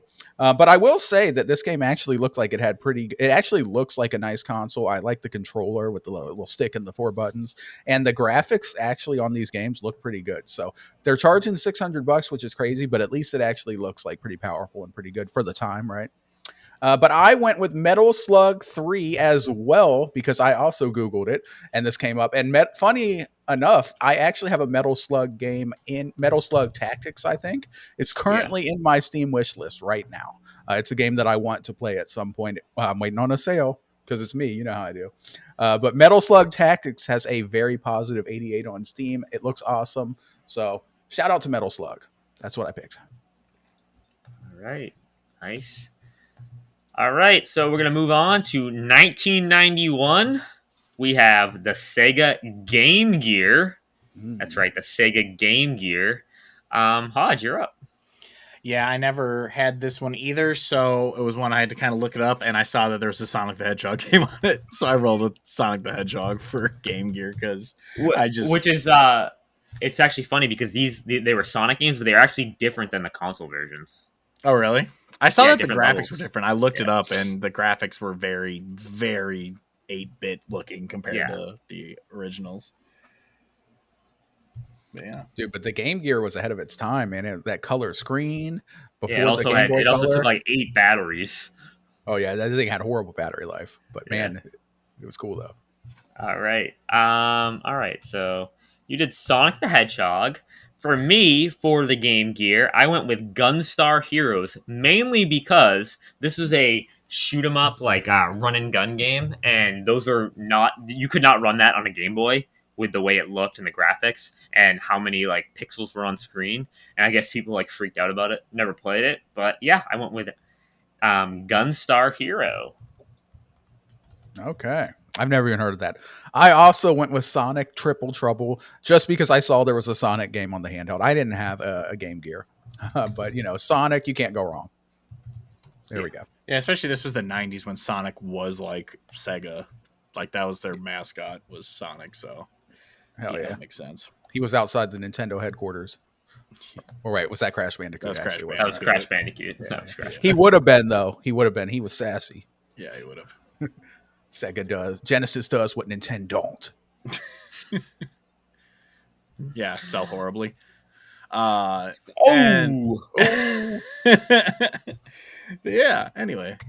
All right, moving on to a much better console. The Super Nintendo in 1992, the SNES. Hodge, what'd you go with? It was actually tough between two that pop into my mind immediately. So I'm going to go with Donkey Kong Country in honor of my cousin, who's a huge Donkey Kong Country fan. Otherwise, it would have been this Mickey's. The reason I didn't go with it either is because I can't remember the name. There's the Mickey at this, like, it's a circus game where you use vacuums to suck up the enemies and stuff. It was actually a very fun platformer. Like, I would suggest looking it up. It's awesome. But yeah, I'm gonna go with Donkey Kong Country. The trilogy is so great, but obviously I'll just go with the first one just because I'm thinking of the series as a whole because they all kind of blended together for me. But yeah, the Donkey Kong Country games are what I think of immediately when I think of SNES. So that's what I'm rolling with. All right. It's a great pick right there. It's a great pick. I like it. I went pretty simple. I went Super Mario World. This is my favorite 2D Mario game of all time. I think it's iconic for the Super Nintendo. It was a launch game. This is like the peak of like, well, not even the peak, but this is like when Mario got to the top and just never gave it up. It's like the top of the Mario. This game is freaking amazing. It gave us that wicked nice overworld, the awesome power-ups for the cape. Like optional levels, secret passages out of levels. It's just super like I love this game.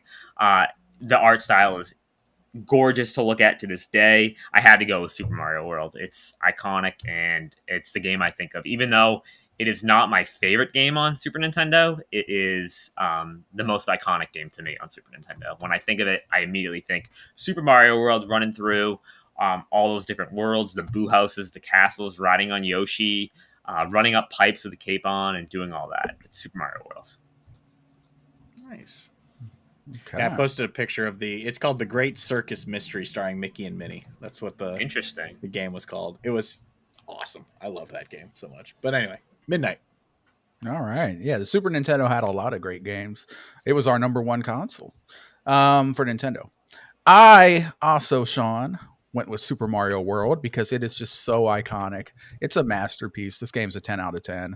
I played the hell out of this game. Loved the overworld. Loved the platforming, the tight platforming. Loved riding around on Yoshi and eating stuff. Awesome experience. Played this a lot with my aunt too. Used to go over to her house and she was a gamer too. And we would just pass the controller back and forth. Like as soon as you die, you pass the controller off and then it's her turn. Shout out to Super Mario World. It was hard for them to top Mario 3 because Mario 3 was so amazing, but they did it. This one was even a little better. Yeah, definitely. Yeah. All right. One of the best consoles ever. And now on to one of the worst consoles ever. The 3DO. Jesus, the freaking 3DO. Panasonic 3DO. Yep. Yeah. And this is another console that released at $700. Yeah. I don't know what they're doing. Insane. I don't know. But Hodge, you're up for the 3DO. I know you own this one. Yeah, my favorite one of all time. Nope, this is just another one that when I looked it up, I just went with a game that has iconic box art that I enjoyed at the time, and I actually still need to buy the remaster that came out recently, and that is Gex. Gex.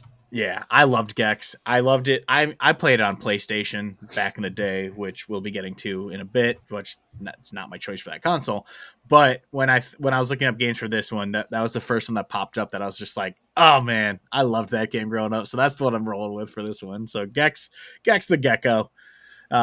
He's the man. That's what I'm rolling with for this. Love that. Love that pick. I forgot that it originated on 3DO. I went with something a little different.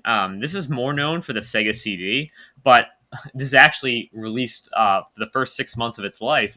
The first ever limited console exclusive, I want to say, I guess. I went with Night Trap. Do you guys remember this game, Night Trap? Wasn't this the one that was like super controversial? Yeah, super controversial. It was like the girls are having a sleepover and there's like a murderer in the house, I think. Yeah. Yeah, this was a console exclusive for like 6 months, a limited exclusive for 3DO. Someone with Night Trap. Oh my god! I'm pretty sure it got a re-release. I think they re-released it recently for like I see right here, Night Trap 25th Anniversary Edition for Nintendo Switch. For the Switch, nice. Yep. So I went with Night Trap. Yeah. Oh man, Nice. I forgot about Night Trap. This game was very controversial. Yeah. I don't know why. All right. Midnight, you're up. People are prudes. All right. So for this one here, I didn't own a 3DO, but I actually did play a 3DO. I don't remember where it was at, but me and my friends, we were somewhere, there was a 3DO and we played it and it was okay. But the game that I'm going to pick is a game that actually I played a ton on the Sega Genesis, not the 3DO, and that is Road Rash. Road Rash is an awesome game. You ride around on a motorcycle, but you get to like beat people up. Like you can kick them and knock them off their motorcycle. You can hit them with like a chain and knock them off the motorcycle. So it's like a combat racing game. I played a ton of it on the Genesis, and it was actually really fun. So shout out to Road Rash for the 3DO. It's my pick. All right. Nice. All right, next up, we got probably one of our last second to last weird console. We got the Sega Saturn. Sega's attempt at the PlayStation and their N64. Sadly, it failed. So Hodge, what do you think when you think of the Sega Saturn? Without a doubt, didn't even have to ponder this for more than a second. Sonic R. It's a Sonic. Sonic Racing. Yeah, it was awesome. I loved this game so much. And you didn't have to be in a car, Sonic, because you don't have to be in a car to run. But I remember near the end, you'd have to fight. You'd have to race against Robosonic, who is insanely hard. And then once you unlock him, you're able to eventually unlock Supersonic, who is basically a cheat code. Like, you could not lose when you played as Supersonic. You were just flew through the levels. So, yeah, Sonic R. It's honestly one of my favorite racing games of all time. I'm sure it aged like milk. I'm sure it's horrible to play now, but at the time, loved this game so much. So yeah, Sega Saturn. I did own this console, and I don't even remember any other games I owned for it because all I ever think of is Sonic R when I think of this console. So yeah, that's what I'm rolling with. All right. Interesting. I went with Panzer Dragoon Saga. Now, for those who don't know, the Saturn, even though it failed, has a ton of like JRPGs that are like considered some of the best. A lot of them didn't release here, but Panzer Dragoon Saga is like the third game in this like this like series of Panzer Dragoon games that they're supposed to be really good. This is actually it's like a rail shooter slash JRPG. It's weird. They have like different aspects to it. But I always wanted to play them. They did make a remake of the first one, which was a Genesis game, so I do want to get to it eventually. But yeah, I went with Panzer Dragoon Saga. Okay. Nice. I did not play that. I see if you want to get a Sega Saturn system, it's on Amazon right now for only $269. How about that? All right. That's Probably great. not worth it. Yeah, I might buy that. No, not buying that. Okay, so I will say this. I owned a Sega Saturn. I think that the logo for the Sega Saturn is awesome. I think it's freaking incredible. Hodge, you're the graphics designer. What do you think about the Sega Saturn logo? Let me You know, like look. that I blue can't circle with the remember. little S that goes around it and stuff. I just think it's pretty cool. I like what they did with that. Oh, I mean, it's very 90s, and it looks like a very 90s graphic, but as an like, it's like how the PlayStation logo, it's a 90s thing, but they can modernize it by changing its colors and all that kind of stuff. So Sega Saturn, I think if you did modernize this logo, it could look pretty good, but looking at the old one, that's very 90s. It just screams 90s, but yeah. It's definitely a cool logo. I like it. I love the logo. My pick for the Sega Saturn is Virtua Fighter. Played this a fair bit. Fun little beat 'em up fighter game. No, it's not a beat 'em up. It's literally a fighter game. But yeah, I thought the graphics for the time were pretty cool. Like the whole 3D style that they kind of. I want to say that they started the 3D fighter craze with this, but I could be completely wrong. But I just remember that Virtua Fighter was pretty iconic at the time, and I did play it a fair bit on the Saturn. So that's my pick, Virtua Fighter. Nice. My only thing about Virtual Fighter, I thought it was called Virtual Fighter until a couple months ago when they announced that new Virtual Fighter game. I'm like, oh, it's Virtual Fighter? I thought it was Virtual Fighter. Yeah, that came out of nowhere from RGG. Yeah. All right. Next up, now we're on to one of the big boys here. We got the Sony PlayStation in 1995. Oh boy, this is going to be interesting. I think we could all have three different games here. So Hodge, I'm going to toss it to you. The PlayStation. What do you think of when you think PlayStation? PlayStation.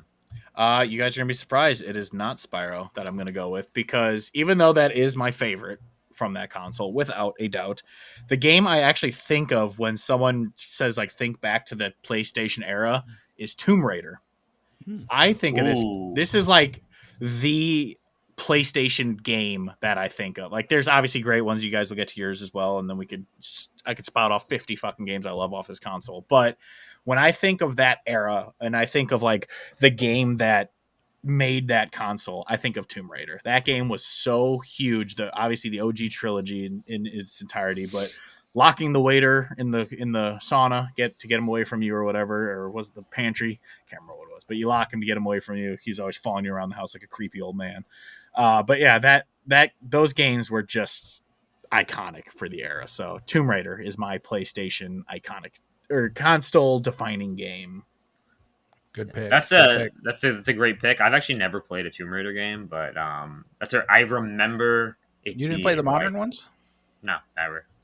Oh, those ones are. They're really I never. Yeah, I played know. the I've third heard that. one, I've but I heard played good the things. first two. I've heard good things. I will get to them eventually, I think.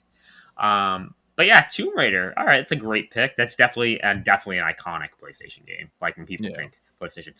I went with not my favorite game. My favorite game of all time is obviously a PlayStation game. That is Final Fantasy VII, but I did not go with Final Fantasy VII. I went with Crash Bandicoot, because when I think of PlayStation, I think of Crash Bandicoot. Crash Bandicoot was one of the first games I ever played on my own. I absolutely adore the Crash franchise. It is my fourth favorite series of all time, Crash Bandicoot, behind Trails, Final Fantasy, and Kingdom Hearts and Final Fantasy. I adore these games. I think the original Crash Bandicoot is phenomenal. I think all three of them are phenomenal, very much similar. It's the same arc as Spyro, the original trilogy, though. It's like Crash 1 was good, Crash 2 was the best of the original trilogy. Crash 3 is good, but not as good as the other two. Very similar to Spyro, but yeah, Crash Bandicoot, iconic. It was their answer to Mario.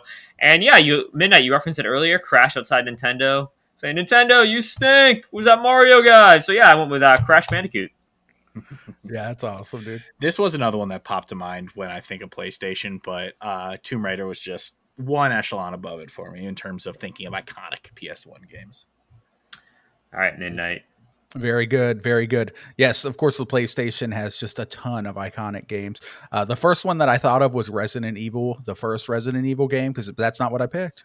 No, that's not what I picked. But that was the first one that I thought of. But of course, when you think of PlayStation, everybody out there always thinks of this game. So I had to go with it for Midnight for me. And that is XCOM UFO Defense. But I probably almost nobody thinks of that besides me. But I played the shit out of this game. XCOM UFO Defense is a game in my top 20 of all time. I love this game. I played the crap out of it. It was so great. You got to name your soldiers.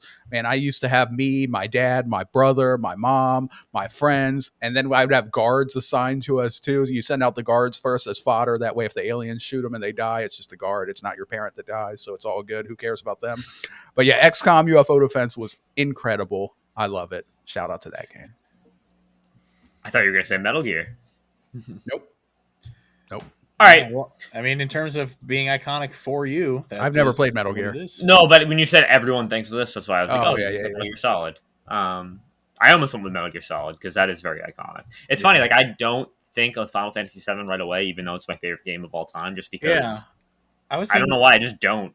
I was going to say, I didn't think of it either because I don't think of it as like a PlayStation game. I just think of it as like a great game.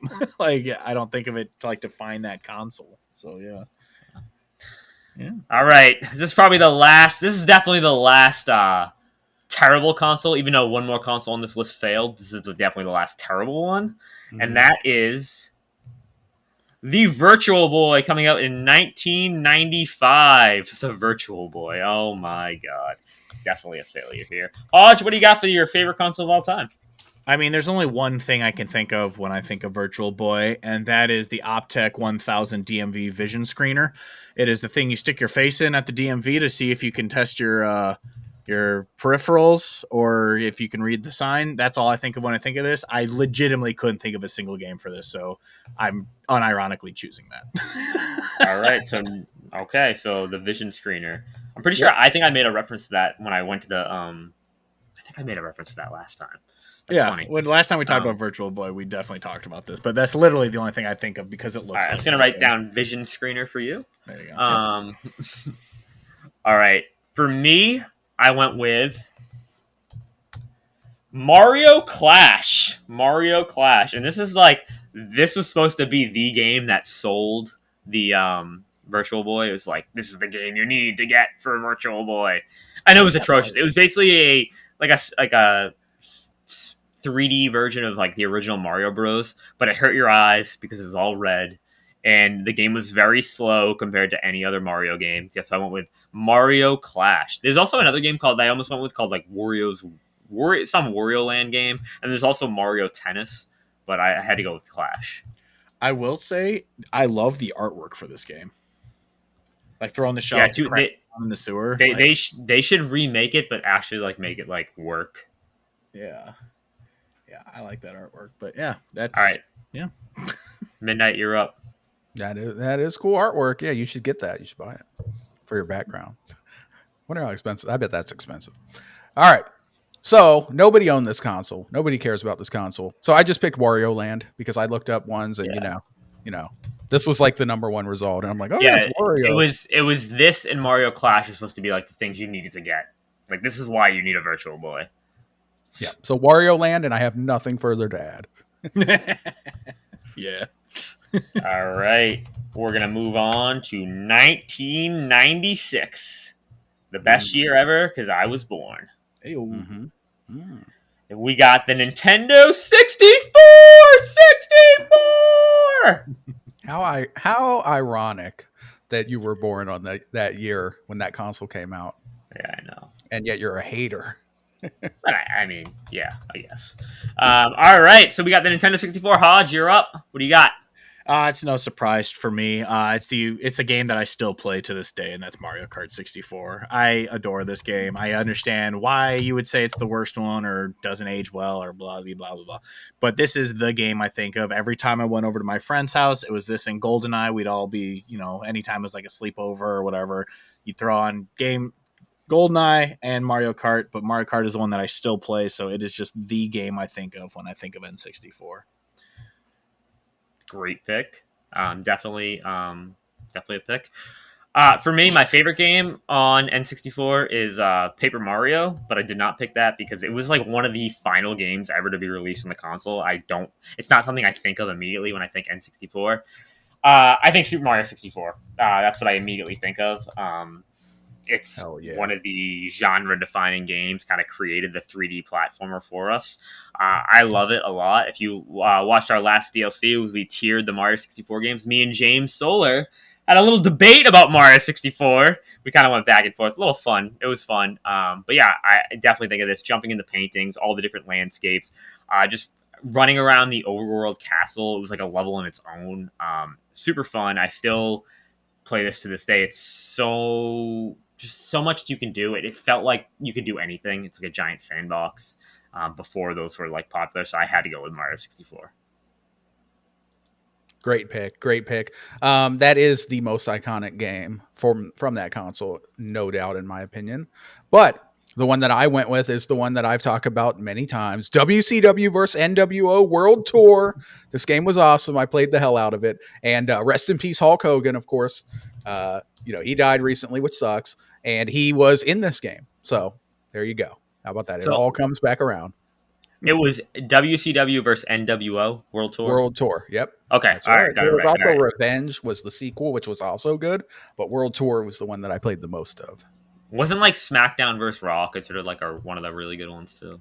Yeah, SmackDown vs. Raw was a big wrestling game too. I didn't really play that one much because I wasn't as into WWF back then. Like I said in the Discord yesterday, my only history with wrestling is those ice cream sandwich things you could get. Yeah, the Rock ice cream sandwich. Heck yeah. Yeah. It's awesome. Dude, those are so good. That's great. All right. Yeah, iconic console. A lot of highs, a lot of lows too. But now we got maybe our biggest gap in time between two consoles. We go 3 years. We go to the 1999. This is our last failure console, but it actually the cult classic, the Sega Dreamcast. Last RIP Sega, but now you're better than ever. So Hodge, what do you got for the Sega Dreamcast? So I had a buddy who owned this console, one of the 3 people in the world who owned it. And there was one game that we always played on it, so I always think of this game first, and that is Power Stone. Ooh, that's a great game. Yeah, it was a fighting, and the one thing, I mean, I remember a lot about this game, but the thing I remember the most was, so this came out, when did this game come out? Did it come out in 99, or was it? It was a launch game for it. Okay, yeah, so you have 8-9-year-old me playing this game, and there's a part where there's one of the characters, she's like a gypsy fortune teller type person, or I can't remember, it's been so long, but I always think of this, and she has like her little cutscene, and she's magical, and so she's given like the fortune to some guy, and she goes like, "What is I will grant one wish for you," and all of a sudden she's naked because that's what the guy was thinking of in his head that's what he wanted his wish to be, and so as like a 9-year-old, like but obviously it doesn't show anything, but her but as a kid you're like, oh my god, she's naked, like so I was thinking that with that game, and so yeah, that's what I think of. But the game itself was very fun. It was like goofy fighter game, but yeah, that's what I always think of when I think of the Sega Dreamcast.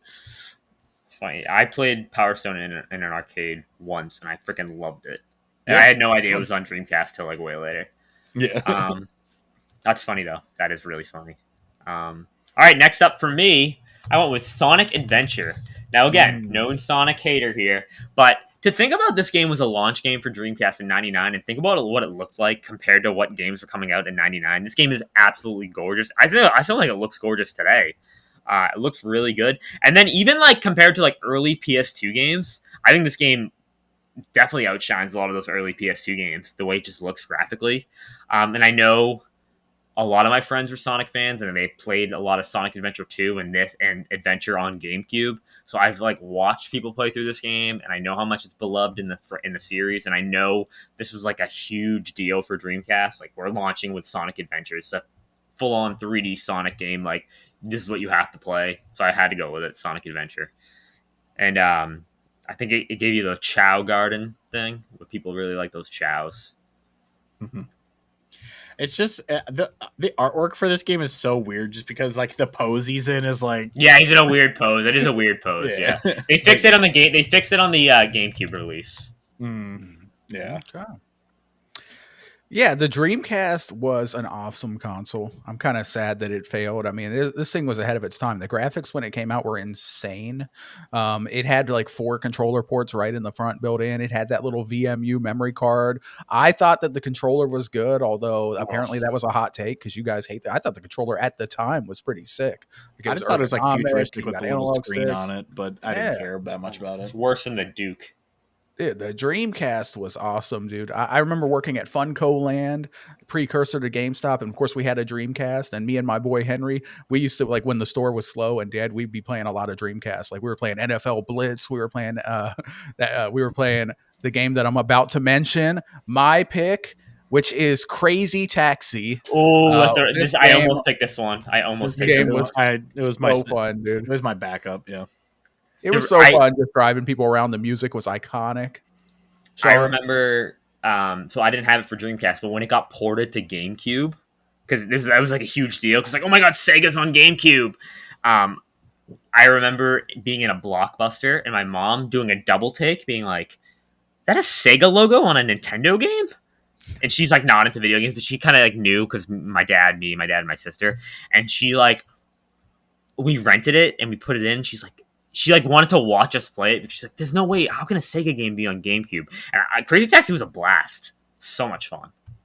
Yeah, dude. What a downgrade on the artwork though for the GameCube version. Oh yeah, definitely. It's just yellow and it says Crazy Taxi. Wow. Yeah. Yeah, that's a horrible box art. They did the opposite. It was the opposite of what they did with Sonic Adventure, where they make the game that artwork better. Yeah. Yeah.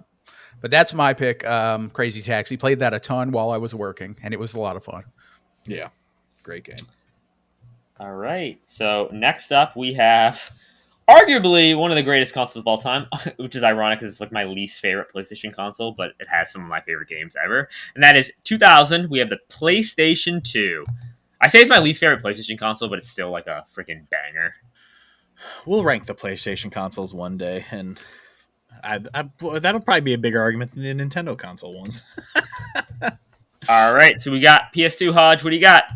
It's no surprise what I'm going to choose, but I'm going to go with it, and that is Kingdom Hearts. Because this game is just definitive for me in just general. I love this game so much. I was very close, though, actually, just also going with Time Splitters because I played the shit out of that game on PS2 also, but Kingdom Hearts is it's such a huge game in my life that I had to roll with it for PS2. What would you say, Sean? Chef's kiss. Yeah. So yeah, Kingdom Hearts. And I went with the same game as you, Kingdom Hearts. I like Kingdom Hearts 2 more, but this is the game I think of when I think of PS2. It got the series started.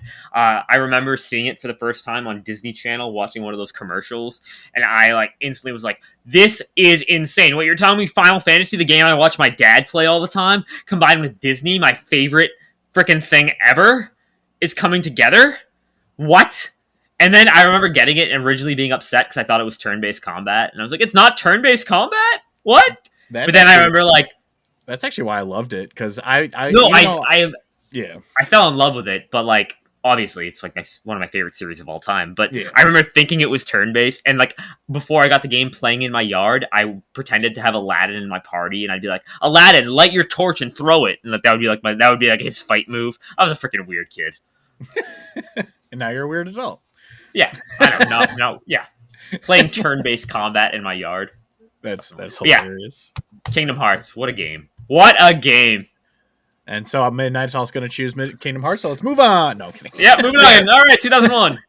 Yeah, so my pick also was Kingdom Hearts. You stole my joke. I was going to say that. But no. Yeah, no. Definitely not. But for me here, I went with, and actually it's funny, this is like the number one selling console of all time. And I did have a PS2, but I did not play it very much. I was more of like an Xbox guy, Xbox original. But on the PS2, an iconic game did come out. One of my favorite games of all time. Although I don't think it's in my top 20 or 30 yet. We'll see. But Grand Theft Auto Vice City is what I'm going to go with. Also, San Andreas came out for this, which was also equally amazing. But I do like Vice City just a little bit more because of that Miami 80s vibe.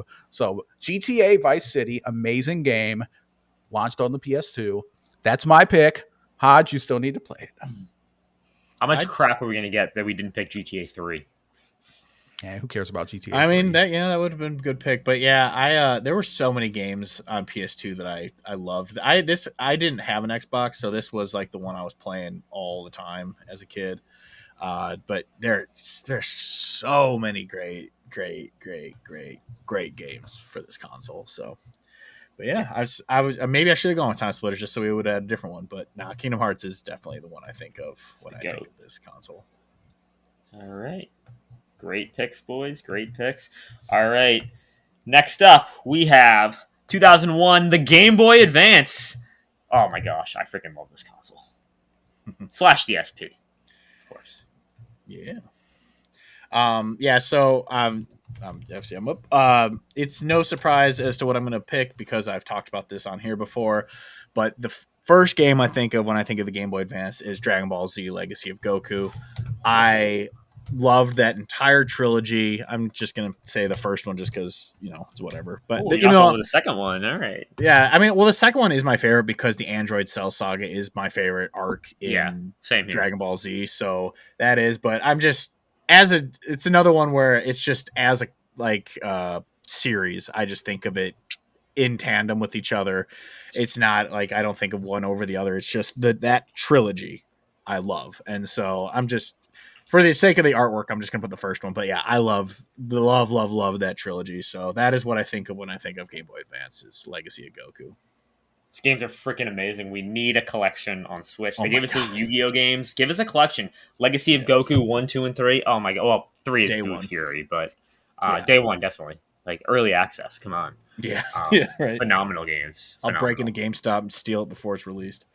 That's how much I want it. It's so good. So good games. Such good. Yeah. And it's a non-traditional Dragon Ball game. It's not like a fighter. It's an action RPG. Yeah.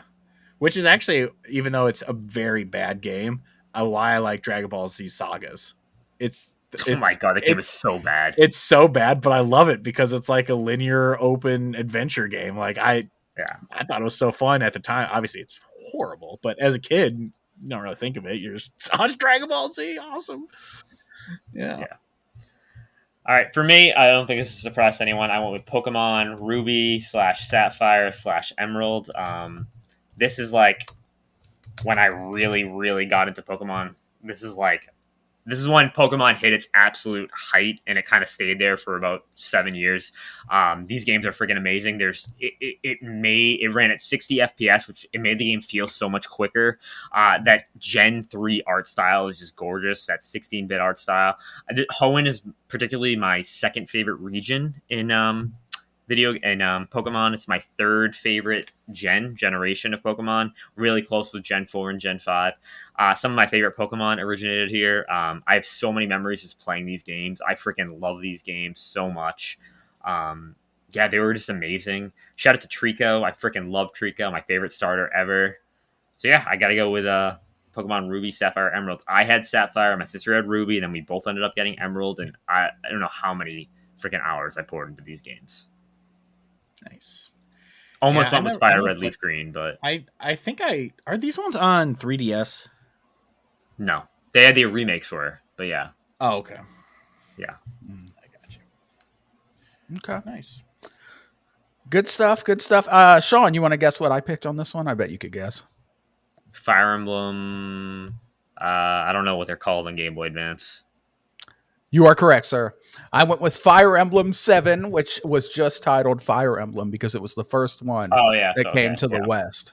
So the West's first experience of Fire Emblem, but wasn't mine because I didn't play it. I didn't own a GBA, didn't have a Game Boy Advance, didn't play Fire Emblem until Awakening on the 3DS. But it is a game that introduced Marth, probably the most iconic character in all of Fire Emblem. What? Marth was actually introduced in Super Smash Bros. Melee because Fire Emblem came out afterwards, which is hilarious. Are you serious? Yeah, which is hilarious. It made his debut in Melee because the game was coming out like 2 weeks later. Oh, okay. It's just Well, funny. there you go. That is funny. They had a character for a game that wasn't even out yet. All right, but yeah, Martha's iconic. Of course, I do want to play this. One day I will play it. It's on the virtual console or whatever, the expansion pass, whatever. So I will probably go back and play this at some point. It looks awesome. Fire Emblem. IGN gave it a 9.5, by the way, which we like IGN reviews when they agree with us. Yeah. We don't like IGN when they disagree. So. Yeah, that's how it goes. But since they said it was a 9.5, I'm going to say great job, IGN. Awesome review. That's how it works. Yeah. All right. Next up, we have the Nintendo GameCube. This console is by far like one of the best consoles ever. So, Hodge, what do you got? It's not going to be too much of a surprise. I've talked about this game before, but the game I always think of, I never owned a GameCube, so this is one of those systems where I really only knew the multiplayer games, and so Super Smash Bros. Melee is the game that I played every time I went to a friend's house who had a GameCube. I'm like, can we play Melee? Like, I really want this. Like, I loved this game, and so that's what I think of. The other game I think of is Sonic Adventure 2, but I did not go with that because Melee is the one that I love above all other games I've ever played on GameCube. So Yeah, I went with the same game as you, Hodge. Super Smash Bros. Melee. This is the most iconic GameCube game. People still play it competitively today. I probably have over the entire Smash Bros. Series. I have definitely over. My gosh, it has to be over 10,000 hours. It has to be. Man. I've poured freaking so many hours into these games. And Melee was my first GameCube game I ever got. This is the game you always played with your friends at night. Like, it'd be like, oh, we're staying up all night, we're playing Melee. It took everything the first one did and just made it like 35 times better. And the first one was already good. The amount of stages, the characters, it's so good. I freaking love this game. The adventure mode was so much fun. Like it was just mind blowing to think about playing this. But I have to go with it. It is amazing. Shout out to Yoshi, my favorite character in Smash Bros. Melee. Also getting Young Link, I freaked out. I remember unlocking Mewtwo for the first time. I freaking freaked out. It's like, Mewtwo, what? He's in this game? It was awesome. Yeah, and then I remember thinking Marth and Roy. I had no idea who they were. I'm like, are these Legend of Zelda characters? Yeah, I'm actually surprised you didn't go with Wind Waker. I thought you were gonna. I really thought. No, see, the game that I think of when I think of GameCube though is Melee. That is the game I think of. Yeah, it goes Melee, and then probably Sunshine, then probably Wind Waker, and then probably Pokemon Coliseum. Oh, Pokemon Coliseum, great game. Yeah, one of those games. Even Mario Baseball is up there too. Like, shout out to Yoshi.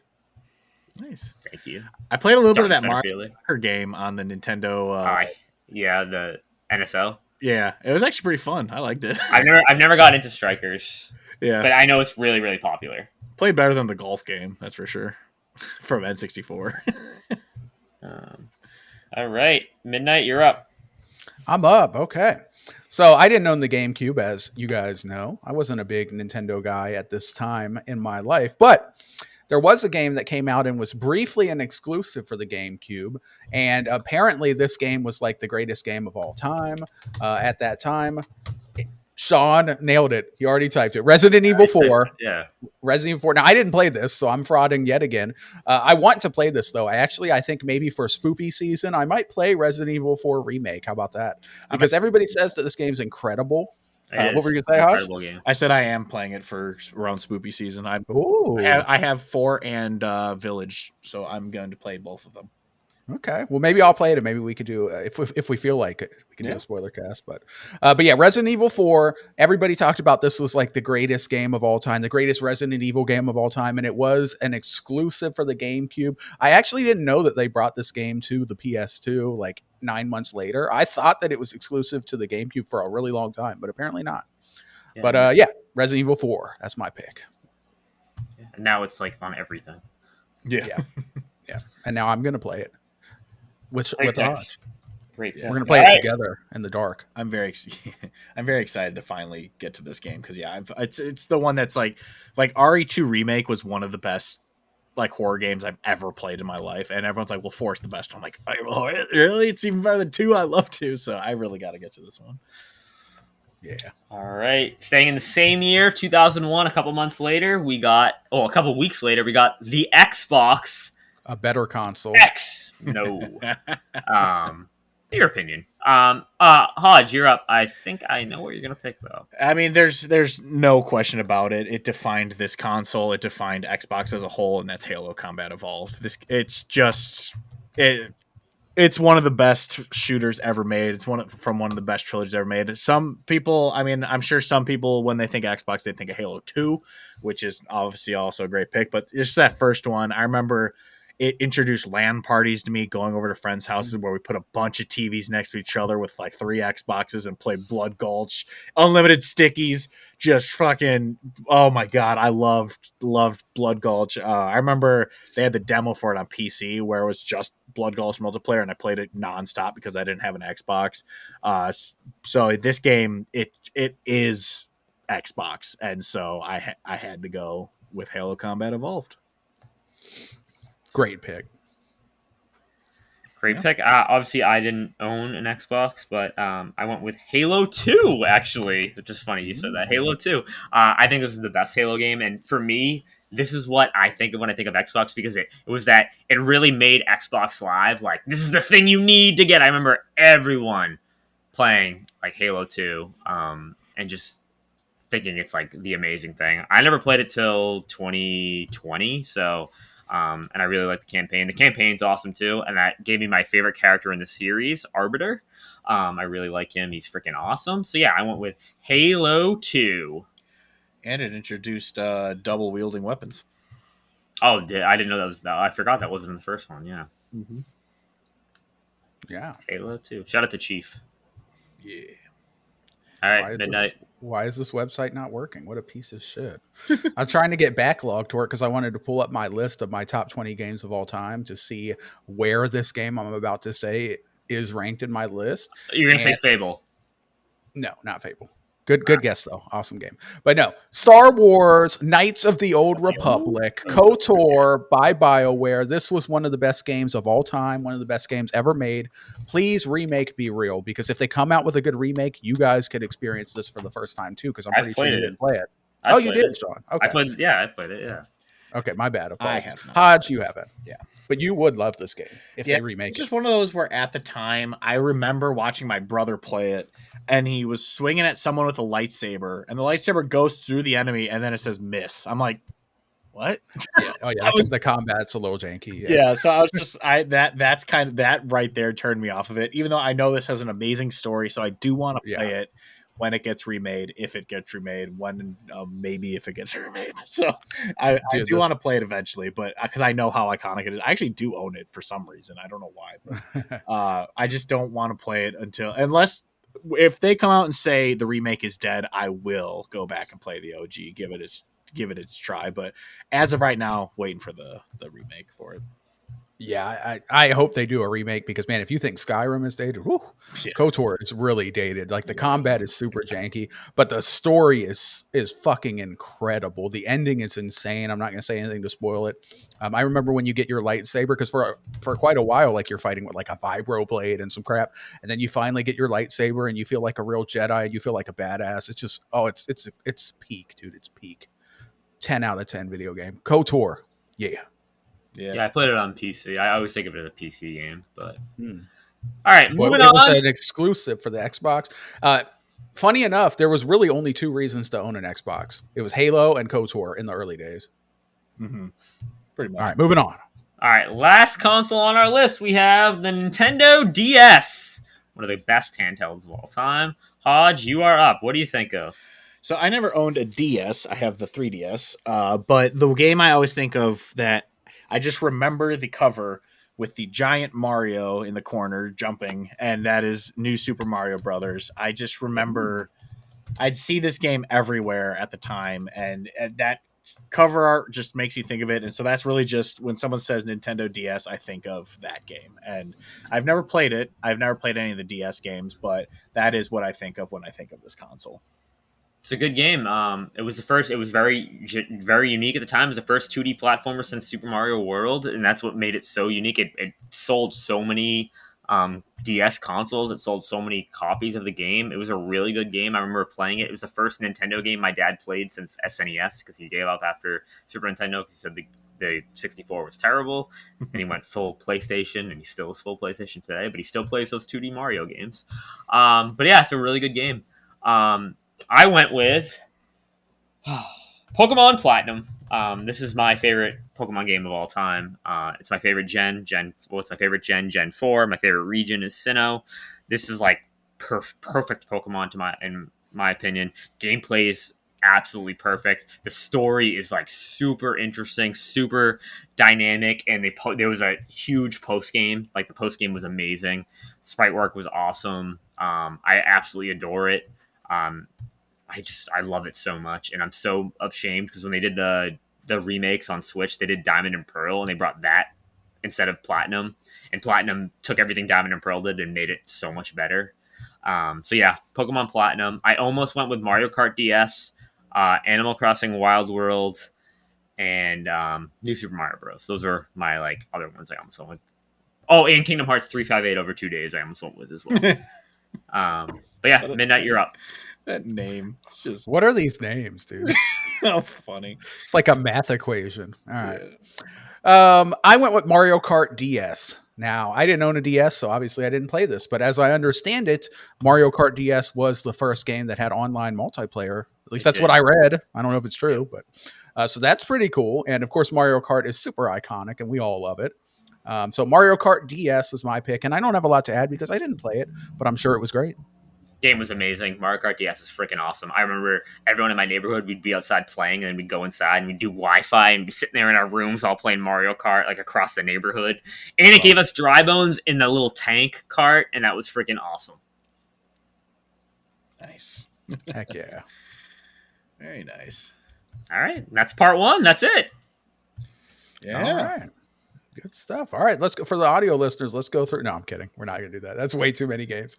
But yeah, check out the video version if you want to. Where I'm sure we'll have some awesome graphics as we always do. But yeah, this was a lot of fun. Hodge, great job with the topic. Sean, great job with the hostage. And yeah, I guess that's it for episode number 39. Let's go around the horn and do some final thoughts, shall we?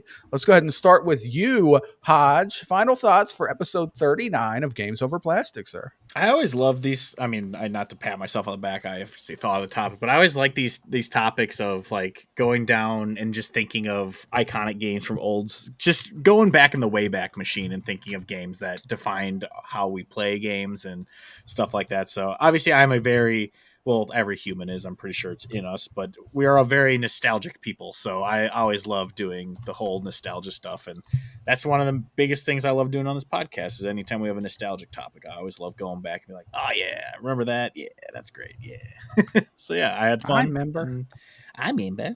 Yeah, I love member berries. But yeah, so I liked doing this, and I look forward to more episodes of doing podcast stuff. So yeah. Yeah, remember Empire Strikes Back? Ooh, I remember. I remember. Sean Mason, final thoughts, episode 39. Great episode. We talked a lot of games. I freaking love doing this, Hodge. Great idea.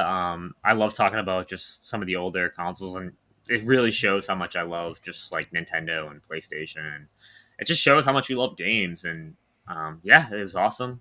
It was a great idea. Awesome episode, boys. Awesome episode. My final thoughts for episode 39. First of all, I want to say that I'm hurt and I am betrayed by you, especially Meatball. But everyone else who voted on the squad, I only got 3 votes. Like that's really bad. So I think the best person had like 20 some votes, and I only got 3. So I'm hurt. I'm hurt, man. I'm gonna go cry after we end this episode. But squad was a lot of fun. Shout out to Ben for winning. And I'll just say shout out to Death Stranding 2 as my final thought. The game of the year for me. Will it be topped by Ghost of Yotei or The Outer Worlds 2? Maybe. We'll see. But yeah, that's my final thought. This has been Games Over Plastic, episode number 39. And we're going to go ahead and get on out of here. Goodbye. Bye. Remember, licking doorknobs is illegal on other planets.